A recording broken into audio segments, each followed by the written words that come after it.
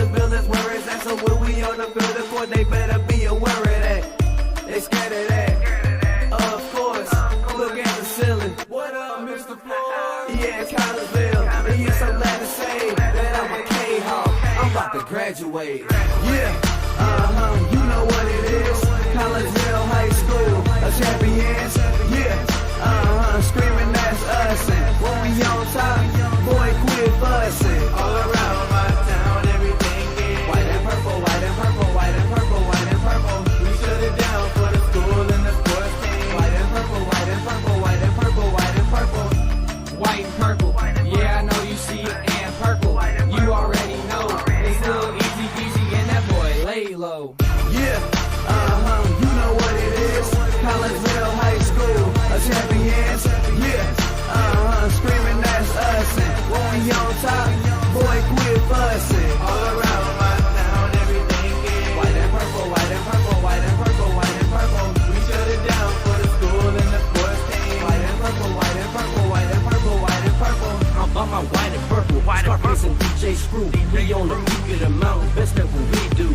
Yeah, we the champs, homie, but we ain't selling shoes. These boys bleeding purple, call us the cheapin' crew. They don't gotta do it big, cause I don't play with sports. I play my cards right.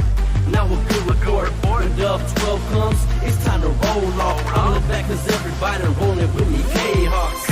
Yeah, you know what it is. Look, all the freshmen, all the boys, High school champions. yeah, they know what it is. All around my town, everything is White and purple, white and purple, white and purple, white and purple. we shut it down for the school and the sports team. White and purple, white and purple, white and purple, white and purple. Yeah, you know what it is. Collinsville High School, a champions. Yeah, screaming that's us. And when we on top, boy, quit fussing. All around my town, everything is white and purple, white and purple, white and purple, white and purple. We shut it down for the school and the sports team. White and purple, white and purple, white and purple, white and purple.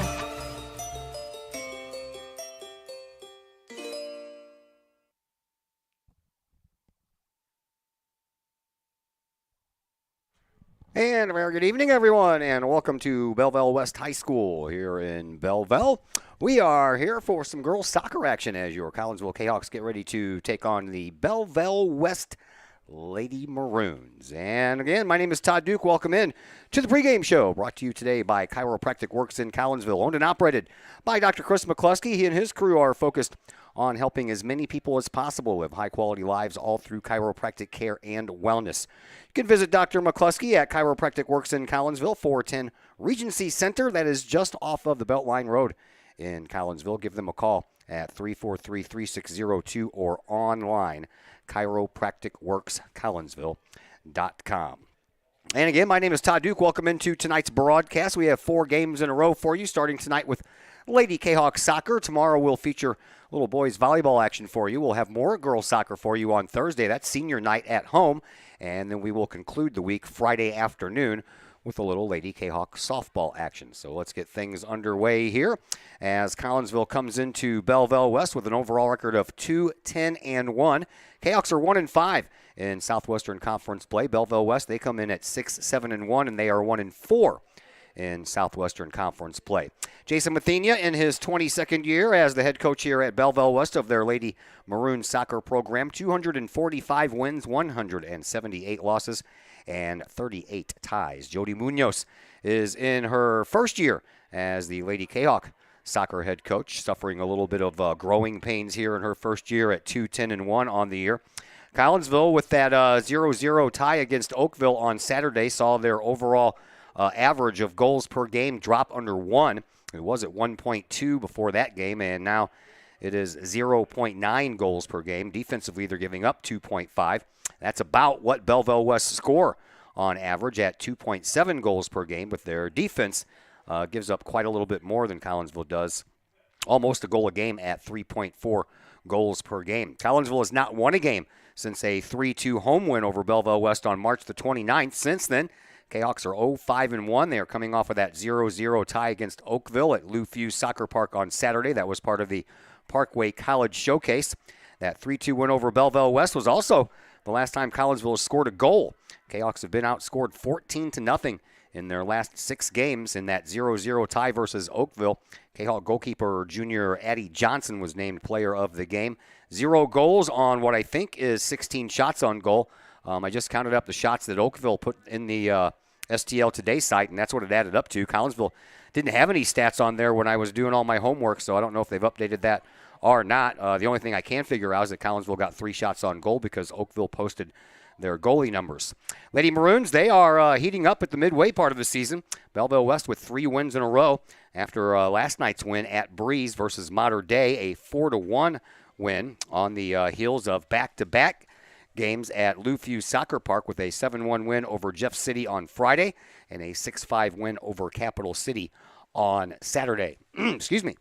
These 2 teams, as I told you, met on the 29th. There was the junior show for Collinsville. Collinsville won 3-2 in overtime.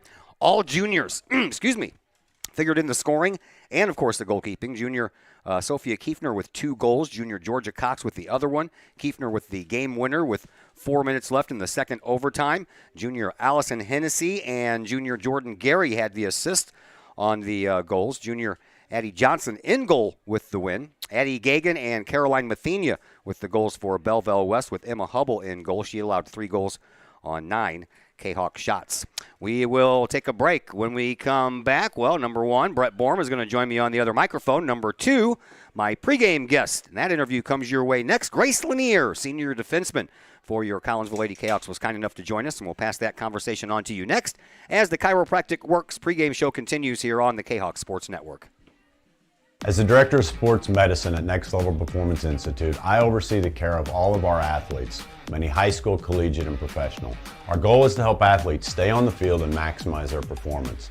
We have state-of-the-art diagnostic equipment where we can actually perform testing to get to the root cause of problems that could be getting in the way of athletic performance. When it comes to taking care of athletes, we take a full-body approach. Whether it's musculoskeletal ailments, nutritional issues, organic issues such as headaches, sinuses, digestive issues, we have advanced training to where we can remedy health issues and return that athlete to play as quickly as possible. If you or your athlete are dealing with any kind of nagging sports injury and would like to see if we can possibly help, feel free to give us a call or come by the office anytime.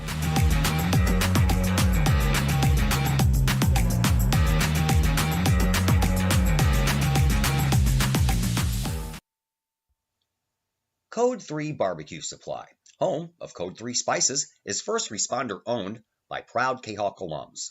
Located at 302 East Main Street, Code 3 Barbecue Supply is your home for one-of-a-kind everything barbecue headquarters, providing the best American-made barbecue grills, smokers, rubs, sauces, accessories, and cooking expertise from professional barbecue experts. Code 3 Spices provides award-winning rubs and sauces and donates 25 cents a unit sold to first responder and military organizations to aid the fallen and assist with suicide prevention and PTSD awareness. Stop on by. See the guys at Code 3 Barbecue Supply for all of your cooking and grilling needs. Code 3 Barbecue Supply, home of the Memphis in May first place world champion Patriot sauce. Learn more about their products and mission in giving back to those who serve at code3spices.com. The Junior Service Club of Collinsville has been a proud supporter of KahawkSports.com and the Kahawk Sports Network from day one. Since 1934, the Junior Service Club of Collinsville has been providing women in the community an opportunity to make a difference with fundraisers and projects, all that go towards helping the needy in Collinsville. If you would like any information on any event sponsored by the Collinsville Junior Service Club, head to Facebook, type in Collinsville Junior Service Club, and then click on the event tab. We thank the Collinsville Junior Service Club for their continued support of the Kahawk Sports Network and KahawkSports.com. Do you have a big land improvement project that requires some outside help? Call Petroff Trucking Company. The Petroff Companies have been shaping the metro area since 1975. Family owned and operated, Petroff Trucking Company can do the job and do it right. Hauling, excavating, and grading, they do that and more. Petroff Companies also has roll-off dumpster rentals. They also specialize in dirt and rock sales. Petroff Trucking Company can help you develop your land for your needs.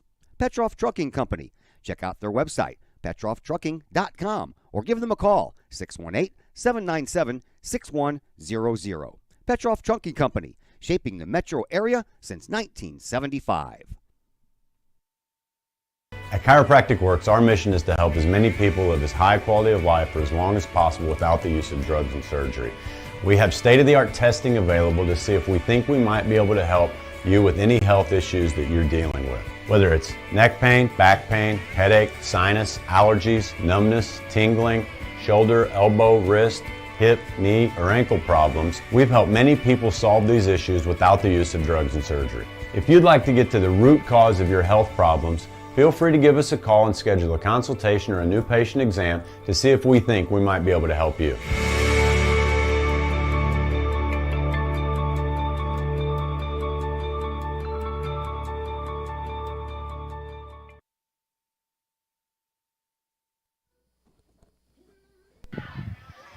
And we welcome you back into the Chiropractic Works pregame show here on the Kahok Sports Network. We're on the road today. We're at Belleville West High School. Little girls soccer action for you as your Lady Kahoks get ready to take on the Lady Maroons of Belleville West. And joining us now, number 11 in your program, senior defense Grace Lanier, Lady Kahok Soccer. First of all, thanks for joining us. You're welcome. I'm happy to be here. All right, tell me about the family side of things. I always start off with the family. I want to get to know people. So tell me about your family. Don't leave anything out, pets, brothers, sisters, whatever you got. Okay, so my mom and dad are Dave and Stacy, and I have a brother named Ryan who's 2 years older than me, and a little dog named Sadie. Sadie? What kind of dog is Sadie? She's a miniature Australian Shepherd. All right, cool. All right, so you mentioned older brother? Yes. Yes. Who in your family, mom, dad, older brother, is the athletic influence? My dad. How? What did he do? He played football and basketball and baseball and golf. He did it all. All right, you and your brother, you have that competition going on, sibling rivalry, where you always want to best the other one? 100%, yeah.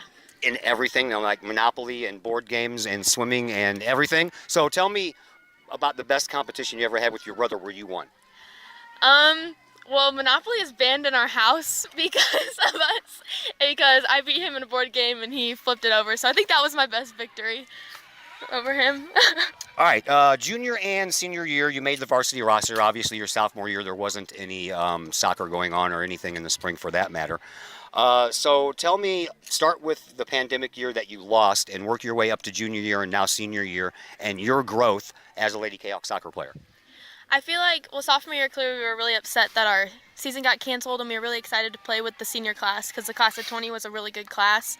So we were sad that we lost that, and I feel like from then I really changed my mindset on soccer, and last year we kind of had a rough season too, but I feel like I've really grown as a leader in soccer, whereas I didn't used to be as vocal as I am now, and I've grown a lot of confidence this year, so it's been a good year. All right, you're on defense. Was that a choice of yours, or was that something you naturally fell into?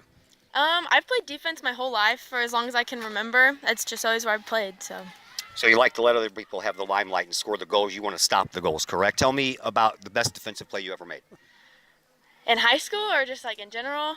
I don't know. I remember for me, probably my freshman year, I was really nervous and I got some of my first varsity minutes and a cross came in and I headed it out and saved one of the goals and we almost lost the game. So that's probably one of my best ones I can remember. Well, that's pretty important. All right, you have played on the back line with the likes of Lexi Munoz last year, Sydney Summer this year. How much you've learned from the girls that you play with?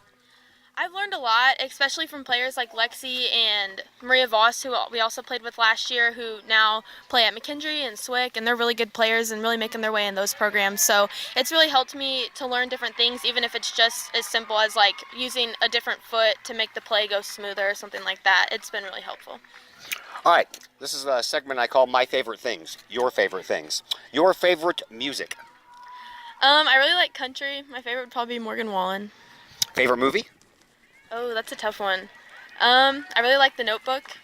I would say that's probably my favorite. Do you have a favorite streaming show that you watch? Probably Gossip Girl. Favorite meal, breakfast, lunch, or dinner? Mac and cheese. Mac and cheese, that covers pretty much lunch and dinner. I don't know about breakfast. I think I've had it for breakfast before. Sure, why not?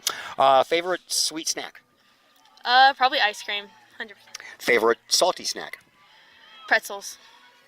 All right, let's get back to some soccer here. Tell us your perspective on the 0-0 tie with Oakville on Saturday. What did you see?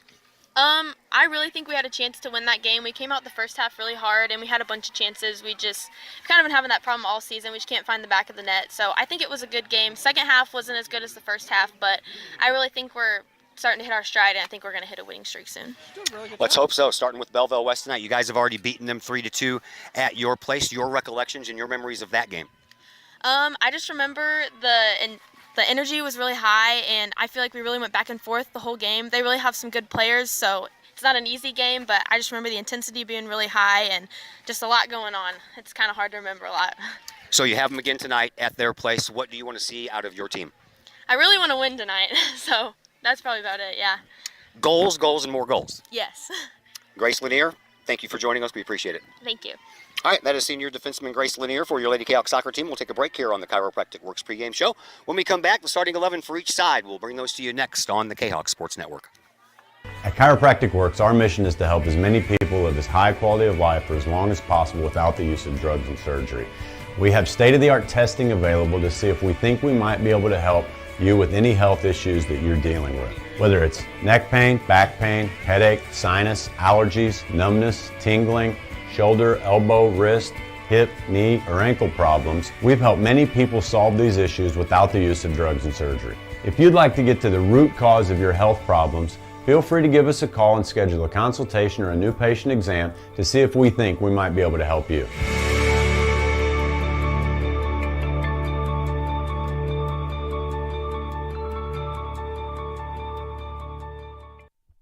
Pace Design and Construction in Maryville.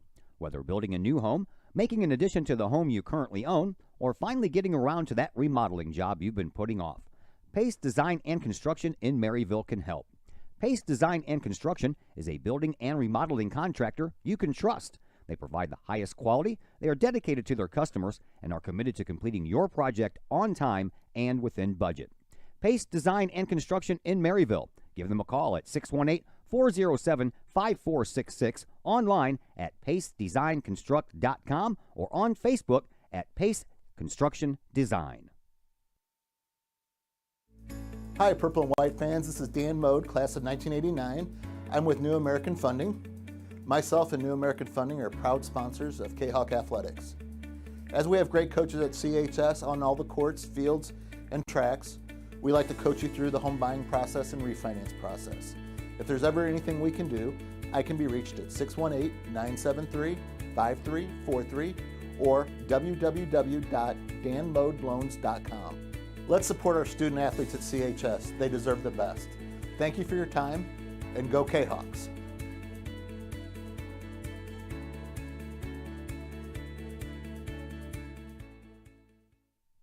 Are the lights on your dashboard putting on a show? Bring it to Mike's Automotive in Collinsville. Mike's Automotive is also a T3 certified tire center. They can handle all of the basics like oil changes and tune-ups, and the not-so-basics like complete engine rebuilds. Mike's Automotive also has 24-hour towing and has 3 locations: Millstadt, St. Louis, and in Collinsville. The Collinsville location is at 1150 St. Louis Road, just blocks from the high school. Or call 345-0611, online at mikesautomotive.net and Mike's Automotive on Facebook. As the Director of Sports Medicine at Next Level Performance Institute, I oversee the care of all of our athletes, many high school, collegiate, and professional. Our goal is to help athletes stay on the field and maximize their performance. We have state-of-the-art diagnostic equipment where we can actually perform testing to get to the root cause of problems that could be getting in the way of athletic performance. When it comes to taking care of athletes, we take a full-body approach. Whether it's musculoskeletal ailments, nutritional issues, organic issues such as headaches, sinuses, digestive issues, we have advanced training to where we can remedy health issues and return that athlete to play as quickly as possible. If you or your athlete are dealing with any kind of nagging sports injury and would like to see if we can possibly help, feel free to give us a call or come by the office anytime.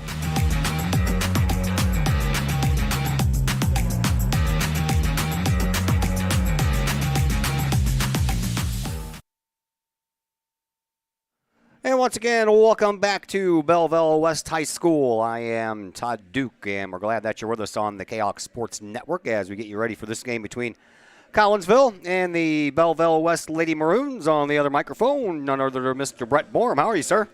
Good, Todd. How are you this evening? Doing fantastic, man. So what'd you think of little Grace Lanier's interview? She did pretty well, didn't she? Grace did a great job on that interview. I was really impressed with the level of detail that she provided, and she was fun to listen to. Nice long answers. That's what I look for when I do interviews. You know, absolutely. Give you something back, right? Right. All right. I'm guessing you were at the 0-0 tie on Saturday against Oakville. I was not. You were not, so I would be wrong to guess that. No JV game, and I stayed home and I cut grass and I did that same thing. Yeah, it was a good house day. Yeah. All right. All right. Well, here are your starting lineups as we get ready for this game between Collinsville and Belleville West. We will begin with Belleville West. They are at home. They'll be in their black shorts and maroon jerseys. Numbers are in white on the fronts and the backs. They're a little striped down the sides of their jerseys as well. Emma Hubble, she was in goal at the game at Collinsville. She'll be in goal one more time. And in front of her, you will find Madison Smith, Grace Gebhardt, Izzy Alvarez, Addie Gagan, Caroline Mathenia, Madison Emig, Sarah Foley, Maddie Fiesel, Sophia Monaco, and Ashlyn Weebles. For Collinsville, they are the team in the white today, and they have the numbers on the fronts and the backs of their jerseys in purple.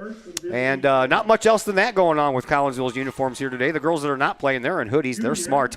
Right. Addie Johnson will be in goal once again for Collinsville. In front of Addie, you will find Morgan Rader, Sophia Kiefner, Grace Lanier, Sarah Hensey, Shelby Hawk, Lainey Bolandis, Georgia Cox, Sydney Summer, Jordan Gary, and Kira Van Dyke. And let's take a look at a couple of the numbers that we have for you, shall we? In goal for Belleville West, Emma Hubble, 515 minutes. She is 4-3-0 on the year. One shutout. And that was shared with Cameron Cortese. 15 goals against, average about 2.33 per game giving up does Hubble, and she's made 35 saves, which is a good for a 70 on the save percentage scale. For Addie Johnson, this has not been updated, by the way, with the Oakville stats, so we're still stuck with the stats that we had last week.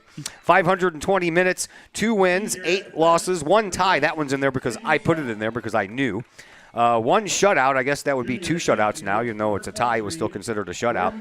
The goals against average is still good at 15, and 2.31 is the average.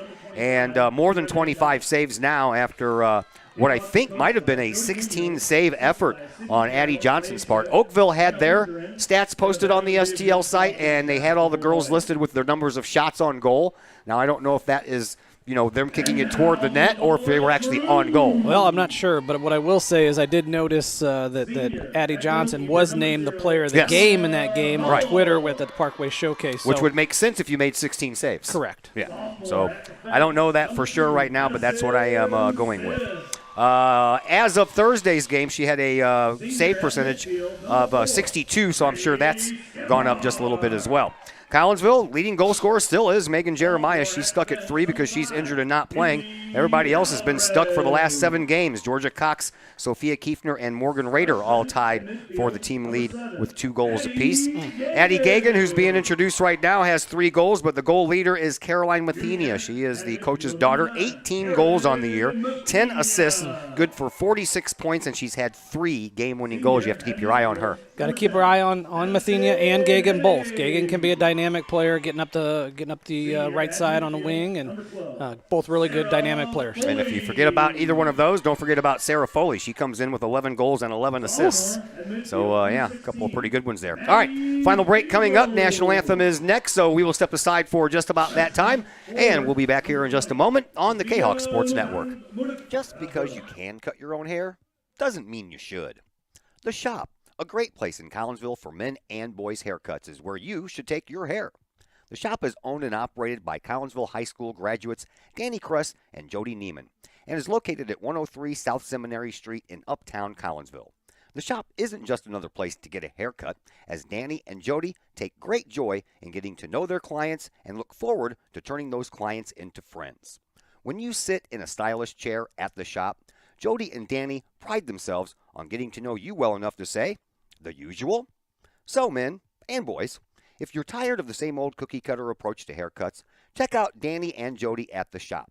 You may just walk out with not only a fantastic cut, but you may also walk out with a friend. Or 2. The Shop in Collinsville, 618-772-7175. No appointment necessary. The Shop, 103 South Seminary in Uptown Collinsville. All Pro Tees in Caseyville is your place for custom apparel and has been for over 20 years now. Why? All Pro Tees can handle any size project, big or small, and they specialize in large group orders. At All Pro Tees, quality is number one on their list of priorities, as is evident by their excellent customer service. Did we mention All Pro Tees has over 20 years of experience? They can even help with fundraisers and event merchandising for your group. So for all of your apparel needs, for civic groups, sports teams, business outings, or even a family reunion, your apparel needs stop at All Pro Tees. All Pro Tees in Caseyville, right across the street from Kahok Stadium. Online at allprotees.com or on Facebook at All Pro Tees. Or call All Pro Tees at 344-2200. Todd Duke, Brett Moore, back with you from Belleville West. National anthem has been completed, and we are about ready to go. JV game, by the way, won by Collinsville, 1-0. What a barn burner that was. Ava Smith with the only goal in the game at the 31-minute mark of the first half, and then Collinsville made it stand from there. Once again, I believe that was Alyssa Huckleberry in goal for Collinsville, pitching yet another shutout. I know she's had a couple of those this year. Like I said, the JV defense has been strong all year long, allowing maybe a goal a game at most. Name of the game is scoring goals, right? Varsity's struggling with that, and JV struggles the same way. So got to find the back of the net if you want to win the game. Yeah, we got a mixed bag of final scores for you from other Kahawk sporting events today. In baseball, the JV team, Kahawks won over Mater Dei 11-0, but the varsity team lost 10-3. In softball, both games played at Granite City. JV lost 11-8, but the varsity girls won by a score of 13-5. And in boys volleyball at Virgil Fletcher Gymnasium, both JV and varsity lost to Father McGivney by a 2-0 score both times. So there's an update on all of the scores that we have for you. We are just about ready to go here between Collinsville and Belleville West. They had a full slate of sports going on over here now, man. They had softball going on over there. They had baseball. They had tennis when I pulled up, and soccer. So they had a full slate. What a great complex they have out Yeah, here. do. And It's they've really got nice. so much room to grow out they to do. our right here to the right of the field. And they can do whatever they want out in case here. the IHSA wants to involve pickleball at some point. Something. Yeah, could be a lot of space out there for a ice hockey rink. There you go. Uh-huh. We're underway. Yeah, I just saw the Edwardsville Intelligencer Not happy, are they? post a story today about that hockey rink that they built over there in the Mississippi Valley Hockey Association where Collinsville plays. They said, no, we're not going to play games there. We're not going to do that. We're not going to take away money from the other three venues. So I don't know what that big fight's all about, but apparently it's been brewing for a while. Clearly there's an issue. I was reading the same article. Yeah. So I'm kind of disappointed about that. I was looking forward to doing a couple of hockey games at a brand new venue. Yeah. Hopefully, I was hoping it had heat. That's all I was really hoping for. All right, we're underway. Collinsville, of course, in the white, and the Maroons are in the maroon colors. And right now, Collinsville trying to attack, and they get the ball up, but that is going to be Emma Hubble, who will send it all the way back out to midfield, and trying to save it over there was one of the Belleville West defenders, but that ball ends up going out of bounds, so Collinsville will have a throw-in from midfield. And throw in off of a head of one of the Maroon players, and they kick it around a couple of times off the heads, and they get control of it, does Belleville West. And they bring it up. 3-2, Collinsville beat these Lady Maroons at Kahok Stadium, and that was a few weeks ago, the 29th of March, and that one had to go all the way through the overtimes, and Collinsville finally netted the game winner with 4 minutes left to go in the second overtime. Then they had to hold on. Right. Right. Looks like Collins is coming out in a traditional, looks like a 4-4-2 formation, getting away from that sweeper back that Coach Munoz has been deploying for the last few games. I think they want to get some goals in this game. Shelby Hawk did a nice job on the defense there when it looked like Belleville West might have had something going on a 1v1. She was the last one standing, so nice stop by her before that 1v1 materialized. We're just underway here. We're about 2 minutes and a handful of seconds into this first half. No score between Collinsville and Belleville West. Here is Morgan Rader trying to wrestle herself around Addie Gagan, and Rader comes away with it, but she's triple teamed in the same process, and one of those girls ends up coming away with the ball. And now the Defense has it for Belleville West as they try to move the ball up. There is Madison Smith. She'll send it up to midfield, but it's picked off there by Rader once again. Rader gets it up to Van Dyke. Van Dyke trying to thread a pass over to Gary over here on this near sideline, but that was stopped by Izzy Alvarez. And now over here, right underneath our location, is Gagan once again. And that ball goes out of bounds, and Gagan will throw it in, trying to find Grace Gebhardt, but that rolls past her. Back to the Collinsville defense, and Sydney Summer sends the ball up toward midfield. Sarah Hinsey, who will be my pregame guest, if she doesn't know it yet, on Thursday for senior night. It was funny. I went over there. You saw me walk over there with all the varsity players. And Morgan Rader, she's the only one I've interviewed so far, so she knew what was going on. And I gave Coach Munoz the head up earlier in the day that I wanted to talk to Grace Lanier. And as soon as I peered my head around the corner, she's hiding. Morgan Rader was going, "Grace Lanier, you're up." What? What do I got to do? And then Lydia Fluss and all the other seniors were like, "We got to do what?" She's awesome. like, "What are you going to ask me about?" I said, "Your love life. What do you think I'm going to ask you about? I'm going to ask you about you and soccer." There was a nice save by Addie Johnson on a big long shot from the sideline, so she was in the right spot at the right time. I tell them I try to keep them calm. I'm like, I'm going to ask you about you, and I'm going to ask you about soccer. Two things you should know about. Stuff they should know, exactly. Right, exactly. And I try to phrase my questions so they're not yes and no answers. And we go from there. Mm-hmm. And after Miss Lanier got done, I said, see, now you can go back and tell your friends that it's harmless. It doesn't hurt. Yeah, Grace did a good job. Mm-hmm. So did Morgan last week. Yep. All right, back to action. Here's Jordan Gary with a stop. Jordan will have her chance next year, although I've talked to her on a couple of post-game shows for girls basketball in the past couple of years. She's no stranger. No stranger. She's certainly a heck of an athlete. I think she could probably play just about anything and be good at it. Probably one of those. I know some people like that. Yep. All the way over on the far side, that is Lainey Bolandis, who sends the ball over but out of bounds, and a throw in by Belleville West. And Maroons try to work it up. They can't. Captains for Belleville West wearing the pink armbands. That is Grace Gebhardt. And they're both over on the far side, and Caroline Mathenia.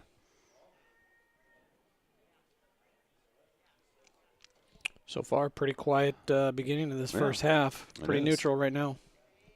And the ball person has to go all the way back down the other end of the field to collect the ball that got away. Meanwhile, the ball that's on the field is in play. And at midfield, it's headed down by Gary over to Van Dyke. Van Dyke trying to thread the needle to find Gary streaking up this left side. Does so. She gets a little pressure from behind, does Gary. Stops at the corner of the box, comes back out, and sends it back out onto the offensive side for Georgia Cox. Cox runs into a player and loses the ball.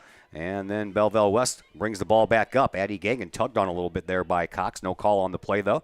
Just a little nice soccer action. And then Shelby Hawk gets it at midfield. Sends it up to Hinsey. Hinsey with those pink sneakers on. Sends the ball onto the foot once again to Georgia Cox. Cox tries to send it up and had Morgan Rader open in the middle, but that was quickly cut off on a nice defensive play there by Madison Smith. Here comes Smith. She dribbles the ball all the way up the field. Lost it, and then it gets past the Collinsville defenders, and a chance here for the Maroons, and it's going to roll, and Addie Johnson's going to get there right before Addie Gagan does. The Battle of the Addies was won by Johnson. A little bit of miscommunication there, it looked like, between Lainey Belandis and Shelby Hawk, if I remember right. Yeah, got right in between them. Both of them were going forward. None of them, not one of them stayed back, and that's what you have to do. One of them needs to stay back. Right. Over on the far side, Maroons have the ball again. I got a little frog in my throat going on here. And cutting across the middle of the field, West puts it up, but Hawk will send it all the way back to midfield where Jordan Gary was waiting, and it banks off of her body. She tries to go get it back, but that is foiled. And now, once again, Belleville West brings it up, but a triple team of Lady Kahawks on defense stopped that forward progress. And here is Morgan Rader. She'll just send the ball back over the defense's head and will force Hubble to come out. She'll do so right at the top of the box and send it out to the sideline. That could have been dangerous. Could have been. Collinsville's got to find a way to target Jordan Gary up top. She's about our only threat these days to get on the board. Collinsville's been held off the board for their last 7 games. Man, that's brutal. It is. 6 games, excuse me. Being outscored 14-0. That's not typical Lady Kahok soccer. Yeah, Collinsville's only scored 12 goals this year, and 6 of them came against Highland in one game. And how many does Mathenia have herself? 18. Good gracious. I know.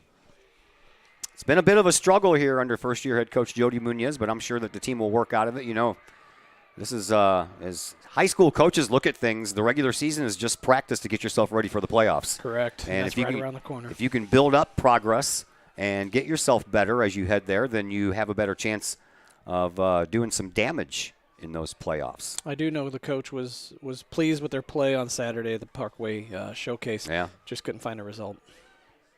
Yep. And if the schedules on the STL site are right, after tonight, Collinsville only has 8 games left, and Belleville West has 12. Well, we were very heavy at the beginning of the year. Yeah. I think JV had 10 games in the first 14 days. Yeah. That's a lot of games in the first 14 days, man. It is. 31:40 left to play here in this first half. No score between Collinsville and Belleville West. That ball hits the corner kick flag over there on the far side. So it'll be a corner kick coming up here, or a throw-in. No, it's going to be a throw-in.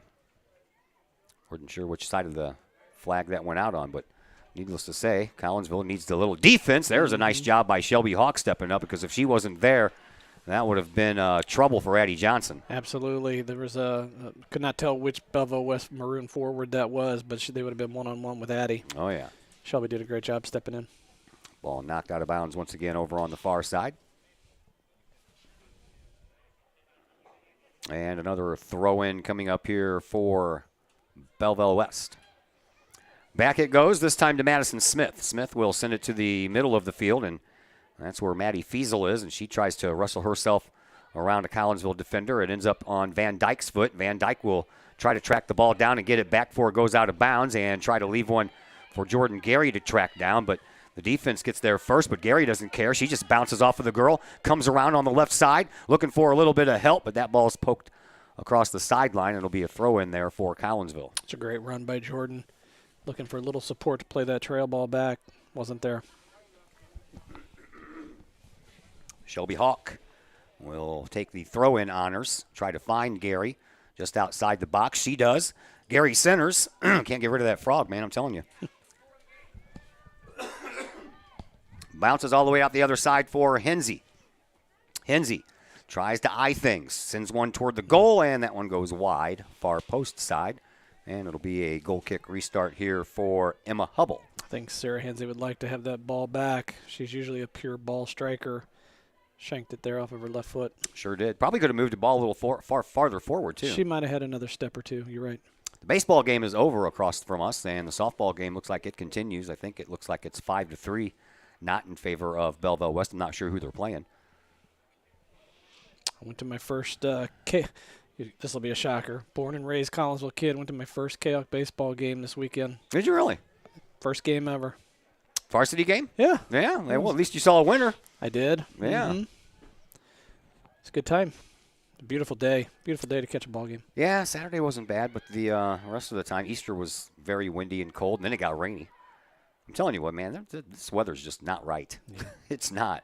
We're going to we woke up this morning and it felt like February. Throughout the day, it felt like maybe the middle of March. Right.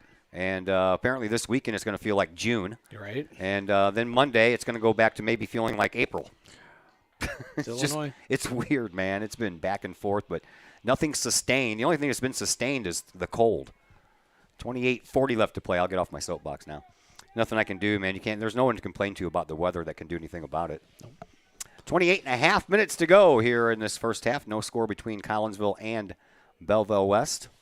And these two teams played each other tight the first time. It ended up going into overtime before it was settled. And I would imagine the same kind of a tight game here today, too. I don't want overtime tonight, Todd. I'd like to go home on time. I hear you. At least I don't have to break out a camera if it goes into overtime, getting ready for the penalty kicks, because I already got the camera broke out. That's right. Pulled me out of retirement to run it, too. Yeah, you know. Chris Kettler was hanging out with the softball team today, so he couldn't join us. 28 minutes to go as this game is just kind of slogging along, isn't it? Yeah. Not real exciting so far. No. Not a lot of wind. Clouds moved in late. We got here and it was sunny, and then the clouds moved in and took that away, but the sun is about due to set here soon anyway as that ball goes well wide of Addie Johnson. When I got here, Todd, it felt like it was about 80 degrees with the sun beating down on these stands. And then the sun went in the clouds, and it was cold. Yeah, I remember a couple of years ago, week number 3 of the football season. You know, it's the early September.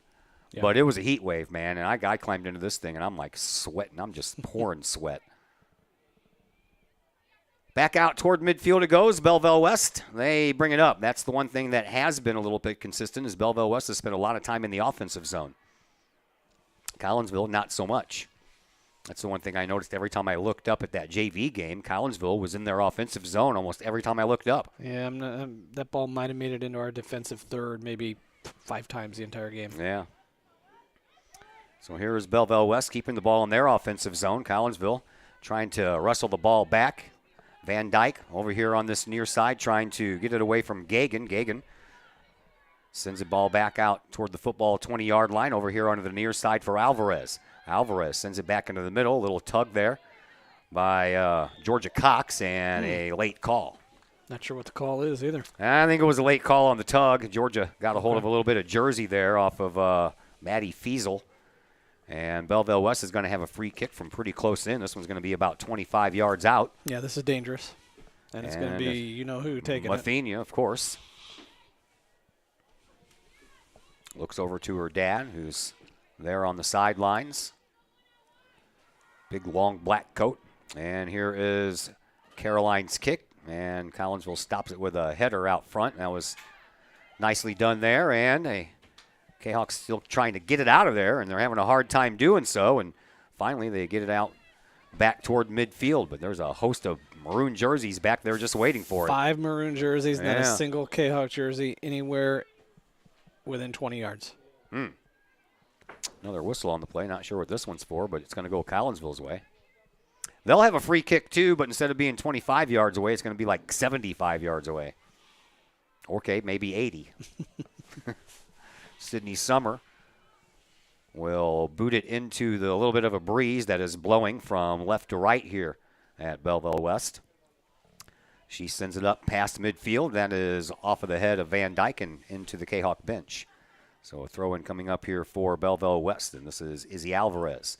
Alvarez tosses the ball up, goes up the sideline. Gagan trying to chase it down, and trying to stop her from doing that is Georgia Cox. Here is Gagan getting around the corner. Cox got her foot on the ball, but couldn't stop the momentum. Now it goes out front, and 2 Kahawks are there trying to prevent, and a shot and a goal. And Belleville West has the early lead at 1-0. 24:48 left to play here in this first half. Mathenia finds the back of the net again. Play breaks down here on this left side where Addie Gagan was able to get around Georgia Cox. Slot the ball into the middle of the 6-yard box, and Mathenia was able to hammer it home. So Mathenia picks up goal number 19. 1-0 in favor of Belleville West in the first half. And we are underway again. Collinsville now, they have to answer. Belleville West took a 1-0 lead in the first game. Collinsville answered about 10 minutes later. And here's a bouncing ball that Hubble picks up, no problem at all. And then Belleville West got another goal in the early portions of the second half. 6 minutes later, Collinsville tied it up. And then the Kahawks, of course, with the game winner in OT number 2 with about 4 minutes left. So the Maroons strike first. Collinsville now, their job is to answer, and that ball gets past Grace Lanier, but her teammates are there to pick her up, and a nice move by Hinsey. Hinsey, with her head up all the way, dribbles the ball upfield, and then leaves it, trying to get it past the defense to Jordan Gary, and Jordan got the back of a heel on that ball, but that was about all she could manage to get on it. And now Shelby Hawk trying to settle the ball down. She can't. Lanier, she does, and here is Hinsey once again from the top of the circle. Gets the ball up to Cox. Georgia moves the ball forward and then boots it, and that one's going to go well wide.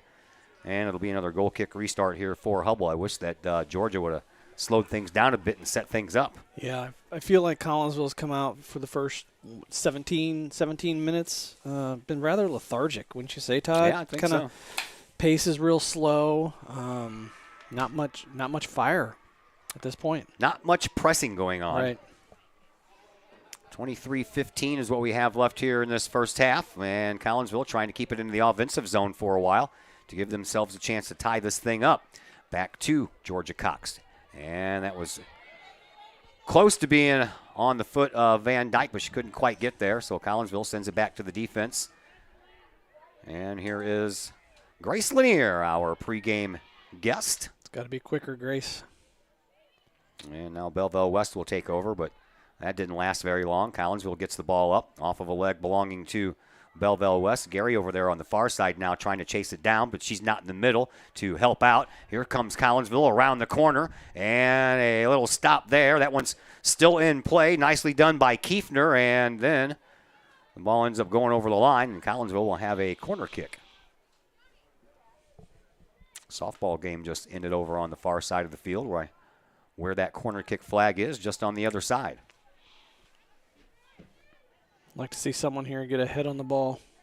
Kiefner puts it in the air, and it comes out front, and the goalie is out of place. If Collinsville can get it down, there it is. That might be an own goal, but the last person I saw taking a swipe at it was Van Dyke, and she's the one that's getting congratulations, so we're going to go ahead and give it to Kira Van Dyke, and that will come just a couple of minutes after Mathenia scores her goal, and we are tied at 1.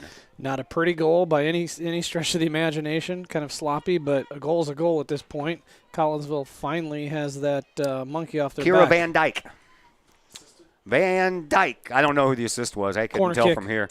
Corner kick was the assist. Her second goal of the year for young Miss Van Dyke, and Collinsville has tied this thing up at 1 apiece. That monkey's finally off the back. Now maybe girls can build a little confidence and start getting some balls on frame. So we're back underway here in period number 1, or excuse me, half number 1. Blues are playing tonight. I got that on my mind. So boy, what a team there! Man, I'm telling you what. Is it like 10 now? Man, yeah, I think 9-0-1. Yeah, 9-0-1, and I think they've scored points in 12 straight games. So insane. I'm telling you, they're getting hot right at the right moment. And this, after tonight's game against Boston, there was only 5 left before the playoffs start. I'm ready. I'm ready to see a Kahok win first, and then I'll figure out what the Blues did after that, because they started at 6 o'clock, I believe. Early start on the East Coast. I think so. All right. We're up to 21 minutes left. We're almost halfway through, and there's a steal. Here comes Gebhardt. Gebhardt has a nice play from behind. Good job there by Sydney Summer to close that gap back up. Great recovery run. Yeah, Summer. She got stripped there at about the 30-yard line. That girl was about to go home with that ball. Yeah. So Collinsville breaks a 6-game streak in which they have not scored a goal, finally get on the board, and the last time they did so was against this very team. Yep.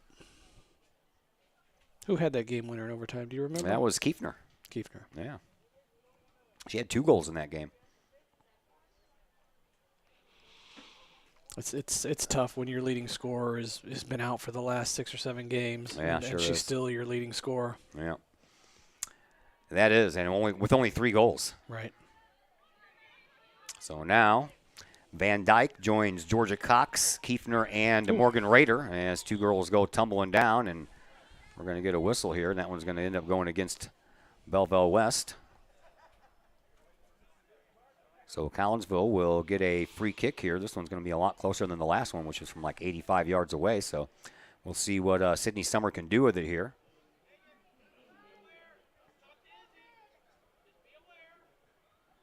She's backing up like a field goal kicker. Marks off about 5 yards, takes a step to the right.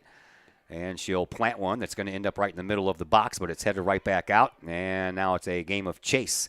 Chasing it down first is Grace Gebhardt for Belleville West, trying to send the ball up to Gagan. Gagan gets bumped from behind by Lanier, but still manages to move the ball up. And now a nice defensive play there by Summer to make sure that Gebhardt can't get any farther than she already did. 1-1, Collinsville and Belleville West.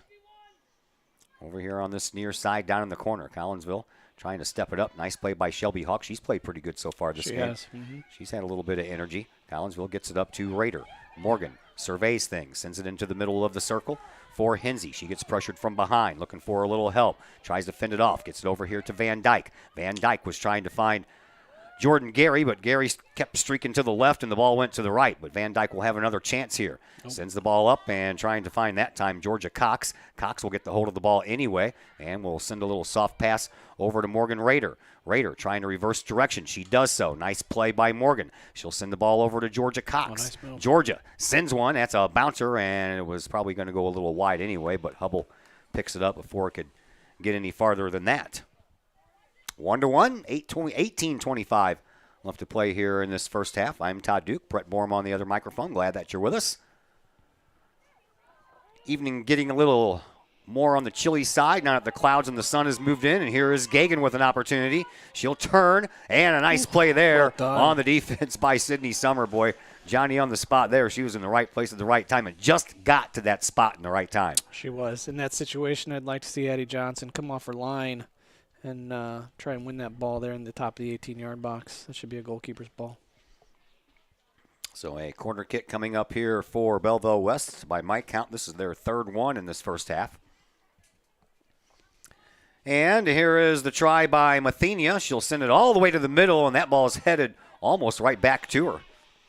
It's going to go across the line, and we're going to have yet another corner kick. Somehow Sydney Summer ends up on the ground after that. That's a tough girl to knock down. Great size, great strength. So Mathenia once again with a corner kick, and she sends it. This one right in the middle again, and that one was headed right over the goal.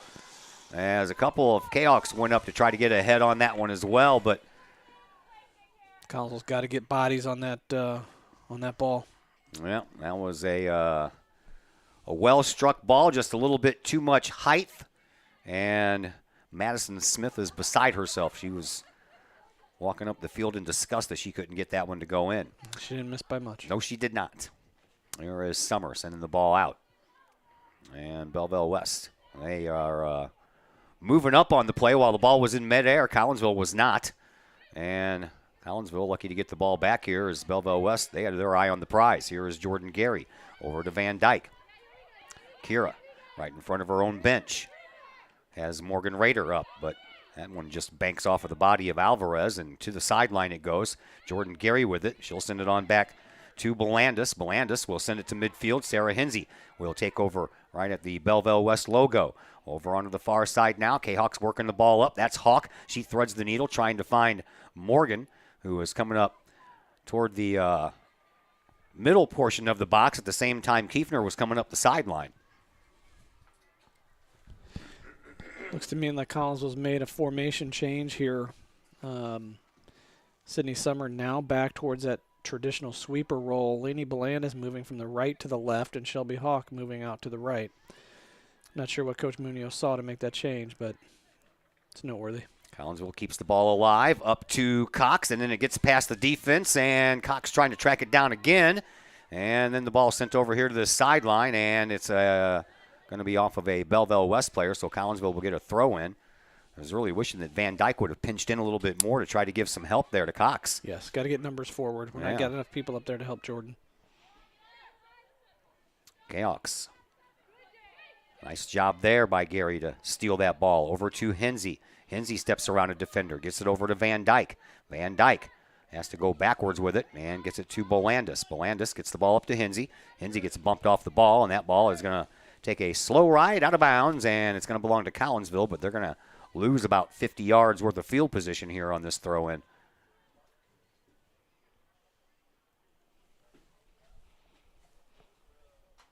Throw-in comes up the sideline, immediately knocked up in the air by Mathenia, and Mathenia trying to get the ball back and runs right into Hinsey. Now back up to Rader. Rader with a nice job on the defensive side. Now she's looking to spring some offense. Here is Jordan Gary. She'll streak up the sideline and got her head up looking for a little bit of help. Skips around one defender, sends it up into the middle for Morgan Rader. Rader gets bumped off the ball, but keeps possession. Now back to Hinsey. Hinsey will send it back to Belandis. Belandis will strike it, and she'll send it wide. Collinsville is there with some bodies, but couldn't get there in time before Hubble could grab that ball on that first bounce. Collinsville putting a little bit more pressure on the offensive side of the field now. 14 minutes to play here in this first half. We are tied at 1. First goal came with 24:48 left, and just 2 minutes and 46 seconds later, Collinsville scores. Another change Coach Munoz has made is she's swapped Jordan Gary and Morgan Rader. Jordan Gary's now dropped to a 10, more of an attacking mid-roll that she's more used to, and Morgan is now the striker. As long as it results in a Collinsville Goals. Kahok win, I'm good. Yeah, got to have some goals because right now we're tied, so we will not end that way, I guarantee you. Defense now for Belleville West. Sending the ball up to Mathenia was Izzy Alvarez. And Mathenia sends the ball up to Gebhardt. Gebhardt skirts the sideline and then sends one off of the foot of Belandis. That'll go across the end line, and that'll turn into another corner kick. That's unfortunate. Not sure we've had any subs yet, more than halfway through this first half. No, neither team. Nope. Yeah. So Caroline Mathenia with another corner kick here. Belandis will hug this near post. I want to see them defend this corner much better. And the last one almost turned into a header that almost made it in. This one comes out front and headed right down by Collinsville and right into the awaiting hands of Addie Johnson. Nicely done there. That was Sydney Summer who got the frontal lobe on the ball. Is that what you call it, the frontal lobe? Something like that. Yeah. Forehead, noggin, melon. Keep going. I can't. What else you got? I'm done, man. 12:20 left to play here in this first half. Here comes Belleville West again, up to Mathenia. She tried to, I don't know what she tried to do. I don't know what she was doing there. She didn't even move her leg back to kick. It was like she just stuck her foot out there and was hoping it was going to ricochet off her foot. I think it was on her left foot. Yeah. I don't know. Maybe she's traditionally a more right-footed, right foot dominant player. Dominant. Sorry. There you Easy go. for you got to it. say. Because that was misplayed. Well, that ended up being a free kick, so maybe there was a whistle we didn't hear. That could be. Yeah, I'm guessing that's why she just barely got a foot on it.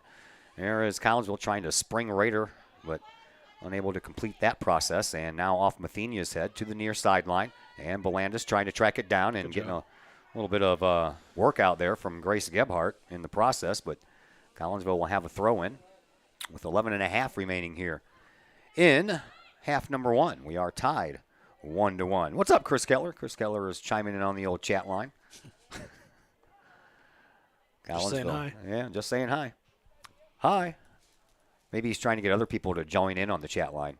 I always have it on, always have it open. I look out on it every once in a while to see if anybody's chatting about anything, and it's been pretty quiet here over the last month or so. That one is going to end up going over the end line, and a nice job there by Belandis. Very good job shielding the ball, waiting for the ball to go out of bounds for the goal kick. That's a lot better than the alternative, which is another corner kick, and Belleville West has already had like 5 of those. Seems that way. So Sydney Summer, once again, will send the ball packing toward midfield. Flag is waving. Not much of a wind, not as windy as it has been. Boy, oh boy, has it been windy. It's been brutal. It has. 30, 35 mile-an-hour winds over the weekend. That was... Today they are only about 10 miles an hour, and temperatures are going to fall back into the 40s here real soon, as we only had a high of about 58. So now that we've lost the sunshine, temperatures will start dropping. Couldn't believe we woke up to a frost freeze warning this morning until I opened the door and went, yep, I understand that now.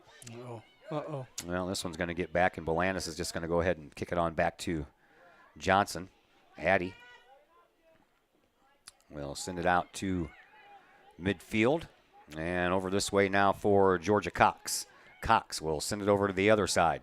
Trying to track it down was Sophia Kiefner, but it went past her and the defender, but the ball slows down enough that Sophia can get there before it goes out of bounds and into the box, and a stop. Whoa, almost gave that up, did Emma Hubble. I thought for a minute there they were going to call offsides. Oh, man. Thought Morgan Rader was going to get a tip on that while she didn't have possession. Yeah. Oh, Hubble falls down as she kicks that ball. I don't know if I've ever seen that before. I wonder if the turf is getting a little slick. I don't think there's not that much moisture in the air. No, I don't think so. Over here to the near sideline, that's Mathenia, and she gets her legs taken right out from underneath her by Belandis. Just leveled her. Nice open field tackle there. Here is Jordan Gary. Oh, nice move. get around her defender, sends it up to Hinsey. Hinsey tried to keep going on the run, but couldn't catch up with the ball in time. Now we'll send the ball over to the far side. On, and Shelby. Collinsville, Shelby Hawk takes a shot, and that one just goes wide over here on the near post as that ball got over Emma Hubble's head. Shelby Hawk making a great run from that right back position. I like seeing her get forward. She's got great ball skills. She can strike. Why not get her up the field a little bit? That was a great run. Yeah, she's the one that's had the most energy from the onset of this game, so why not get her involved in the offense? Hubble with a goal kick restart now. And she sends one low and toward the sideline. It's probably not what she wanted to do, but it's taken over there by Addie Gagan. And Shelby Hawk wrestling that ball away, but that's put out of bounds by Belleville West, so Hawk will get the reserve ball, and she'll be the one throwing it in. 8 minutes and about 10 seconds left to play here in this first half. 1-1 between Collinsville and Belleville West, and that ball will end up out of bounds as well, so another throw-in for Collinsville, but they'll back up about 30 yards.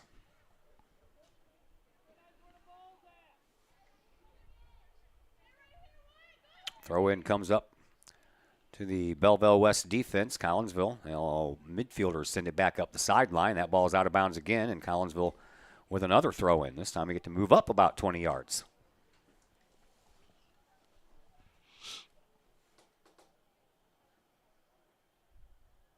Throw-in on the near side sideline and knocked right back to where it came from. This time it's going to be a Belleville West throw-in. Tell you what, we get our fair share of throw-ins, but we don't get our fair share of corners. No, you're all right about that. First 10 minutes of this game, Belleville West spent most of that time in their offensive zone, but here recently it's been Collinsville who's kind of tilted the field. It's good. Maybe that first goal shifted momentum a little bit. Well, here we go. Here's Jordan Gary stepping up.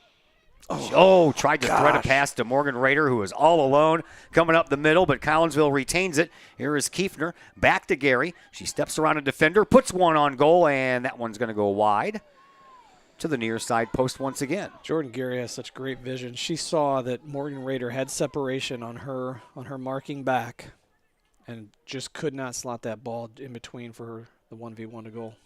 But great vision, great idea. Just not successful. Didn't materialize the way that it was planned in Jordan's head. There is Hubble. This time she'll send it up to this sideline. Van Dyke gets a foot on it first. Now Van Dyke splits the defense. She's got some room over here on this left wing. Turns the corner, looking for some help. Sends it in the middle on a cross. Down by Gary, and a header didn't have enough juice on it to get anywhere except in the hands of Hubble. Jordan's momentum was going backward, and she was trying to attack that ball going forward, and just didn't have enough on it. Great job by Kira Van Dyke, though. This time Hubble sends it out to midfield. She's like, I'm tired of playing these sidelines, so we'll send it out to the middle. Almost got burned twice on those sideline kicks out of there. 5:50 to play here in this first half. 1-1 between Collinsville and Belleville West. Kahawks are trying to break a 6-game winless streak. And right now, we are tied at 1, and Belleville West with the ball at midfield. Ooh, that was almost a nice steal there by Cox. She doesn't give up on it. And then it's brought up, and Mathenia trails, and trying to find her is Gebhardt. And then it gets put up into the middle, and coming over here on this near side, a nice little turnaround, trying to get it back over to Mathenia, but that's going to tip off of the top of the shoe of Shelby Hawk and roll all the way across the end line. And Belleville West will have yet another corner kick. This one's going to be from the far side. In your pregame, you had mentioned that this Sarah Foley was a goal scorer for Belleville West. I haven't heard you call her name much. Has she not been involved in the play? I haven't, no. Doesn't feel much. I say that, and I'll probably jinx us. Yeah, she's standing right in the middle of the field right now, right there at the top of the box. I just feel like she hasn't been involved in the play much. And Mathenia is going to kick it into the front end, and there's a header that goes right into the hands of Addie Johnson, but Addie had to jump to get it. She had to reach over the forward directly in front of her. She did a great job. And she is not the tallest girl out there, that's for sure. Johnson sends the ball into the air, doesn't quite make it out to midfield, takes a bounce, and then the Belleville West midfielder, Sarah Foley, takes care of it, sends it over to Mathenia. Mathenia turns the corner over on the left wing, and that's a ball that just nicked one of the Collinsville Kahawk players. Comes out front. Collinsville needs to get that out of there. Yeah, now Sarah Hinsey does. She'll send it over to the far side sideline, and it'll be a throw-in over there for the Maroons. Mathenia streaking down that left flank. She's wanting to get that ball to her right foot every time. She's cutting it back, getting our defender off balance, and she's getting shots, and that's not good. Here comes Collinsville. They'll bring the ball up. And continued effort here by Collinsville. Went past one defender, and Kiefner trying to get past another, sends the ball into the box, and Van Dyke didn't have enough speed to get into that one, and that's going to be a goal kick restart for Belleville West. Nobody making that run. No. Kiefner was Not looking easy, for it. not an early start for the Blues. They're at home tonight. It's a 7 o'clock start. Oh. Looking for their 10th straight win. They went on Tarasenko, player of the week, did I see? Yeah. You ain't kidding about him. Boy, I tell you what, how much would the Seattle Kraken be kicking themselves in the butt for not getting him off of that expansion draft list? Right. They were probably like, why didn't we? Because everybody convinced us that he was not the same Tarasenko that he used to be. He's done. Yeah. I'm glad he wasn't done because he's had a great year, and I don't think he wants to go anywhere from what I've heard. Who did they take from us in that? Vince Dunn. He was a good player, too. Yeah. Collinsville lets that ball go out of bounds. And a throw-in coming up here. And there's Foley. I said her name twice now, and she'll get the ball right back. This time she'll give it up, and it'll be Izzy Alvarez who will take this throw-in here just underneath our location. 2:30 left to play here in this first half. We are tied at 1. That ball comes down, and here is Foley. Foley moves the ball up and gets it onto the foot of Gebhardt. And, Gebhardt to the sideline. Collinsville takes care of it. Van Dyke will send it up to Cox. Cox steps past one defender but forgot to take the ball with her. Now she'll get another chance. Off of a body, and that ball is spinning. Jordan Gary trying to step up there and take care of it. She can't. Belandis will chase it down, and she'll try to bank it off of a body, trying to get it to go out of bounds, but the ball died, so she just come back and get it. She did a great job against Matheny on that left flank.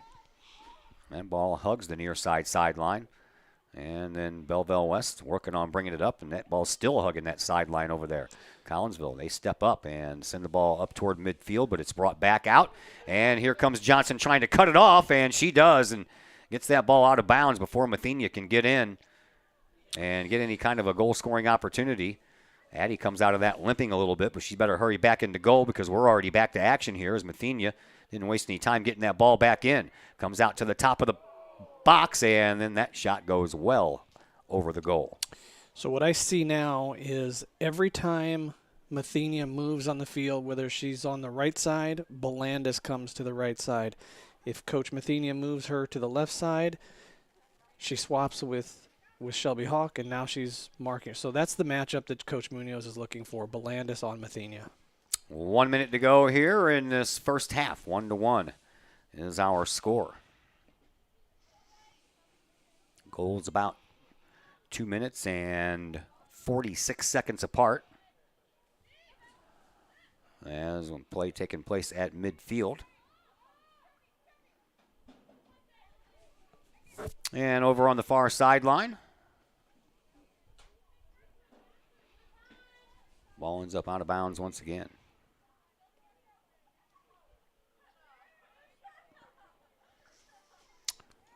Oof. Still really not a lot of, wow. Man, Lainey Belandis is one scrappy girl. I mean, she just never says die, man. She will just keep going. Energizer Bunny. Throw-in comes in with about 10 seconds left to play here in this first half, and Sarah Hinsey uses the top of her head to get that one back out toward the sideline. Popped up in the air, and Collinsville trying to settle it down to get it to somebody that's wearing the same colors. That ball instead goes to Johnson, and she'll hold on to it, and that is how the first half comes to a close. 1-1 between Collinsville and Belleville West. Caroline Matheny scores the first goal of the game to give Belleville West the lead, and Akira Van Dyke scored it just a little over 2 minutes later, and we are tied 1-1 at the end of one half of play. So we will take a break here for a little bit, come back with second half action, and that'll be heading your way here in just a moment on the Kahok Sports Network. Plumbing or electrical problems? Is your AC or heater on the fritz? There are dozens of companies out there, but do you really know who you're letting in your home? Trust Tiger. Our technicians are clean-cut, drug-free, and background checked. What other company can make this bold statement? Our 24-hour emergency service will ensure your plumbing, heating, AC, and electric are up and running no matter what time of day it is. Schedule your appointment today. Tiger Plumbing, Heating, Air Conditioning, and Electrical Services. We earn our stripes every day. Pack Mail of Collinsville, locally owned and operated by Ryan Combs. Pack Mail can ship anything, anywhere. They treat you like a neighbor because, well, you are a neighbor. Pack Mail offers shipping materials and containers, private mailboxes, as well as climate-controlled self-storage. Visit Pack Mail at 407 Beltline Road in Collinsville. Online, WeShipSt.Louis.com or call Pack Mail at 346-4884. The Collinsville Education Association is a proud supporter of KahokSports.com and the Kahok Sports Network. The CEA is your partner as they work to ensure quality education for our children. The CEA advocates excellence and equity in public education and represent over 400 educators in 11 schools in both Madison and St. Clair counties. For more information, you can visit the Collinsville Education Association's Facebook page or the CEA's website at collinsvillecea.org. Brady Pest and Termite Management in Caseyville. Brady Pest and Termite Management is your local pest control source. The Midwest offers its fair share of pest problems, and Brady Pest and Termite Management is up to the challenge. Whether it's pesky rodents in the cold winter months or ants, spiders, and other pests in the warm months, Brady Pest and Termite is your solution. And termites? Brady Pest is tops in the Metro East in termite management. Do you have unwanted pests? Then call the best. Brady Pest and Termite Management in Caseyville. Call 343-1790 or on Facebook at Brady Pest and Termite. Collinsville High School alumni Stacy Lauenstein, CHS class of 91, Lisa Bassetto, Sarah Sulke, and Tracy Limp, CHS class of 94, Tony Geisen, CHS class of 96, and Kevin Robinson, CHS class of 99, want to wish all of our Kahawks a great year. We look forward to cheering you on and supporting you. Work hard on the court and the field, as well as in the classroom. Remember, once a Kahawk, always a Kahawk. Hashtag Kahawk Family. Just because we're adults doesn't mean we don't have toys, am I right? If your adult toys consist of boats, campers, or RVs, then you need to call the GASA storage team of professionals. Winter weather in the Midwest can be quite harsh, and finding a place to properly store those expensive toys for winter can be just as rough as a Midwest winter. That's where the GASA storage team comes in, with outdoor self-storage and covered storage for your toys. They even have tractor-trailer parking, conveniently located at Horseshoe Lake Road and 111 in Pontoon Beach. GASA Storage, for the safe storage of all of your toys. Contact the GASA Storage team, gasastorage@gmail.com, or call today, GASA Storage Team, 618-797-6100. In times of financial uncertainty, how can you stay on track? Call on someone who's invested in your success. In Collinsville, that person is Jason Regg, your Collinsville Edward Jones financial advisor.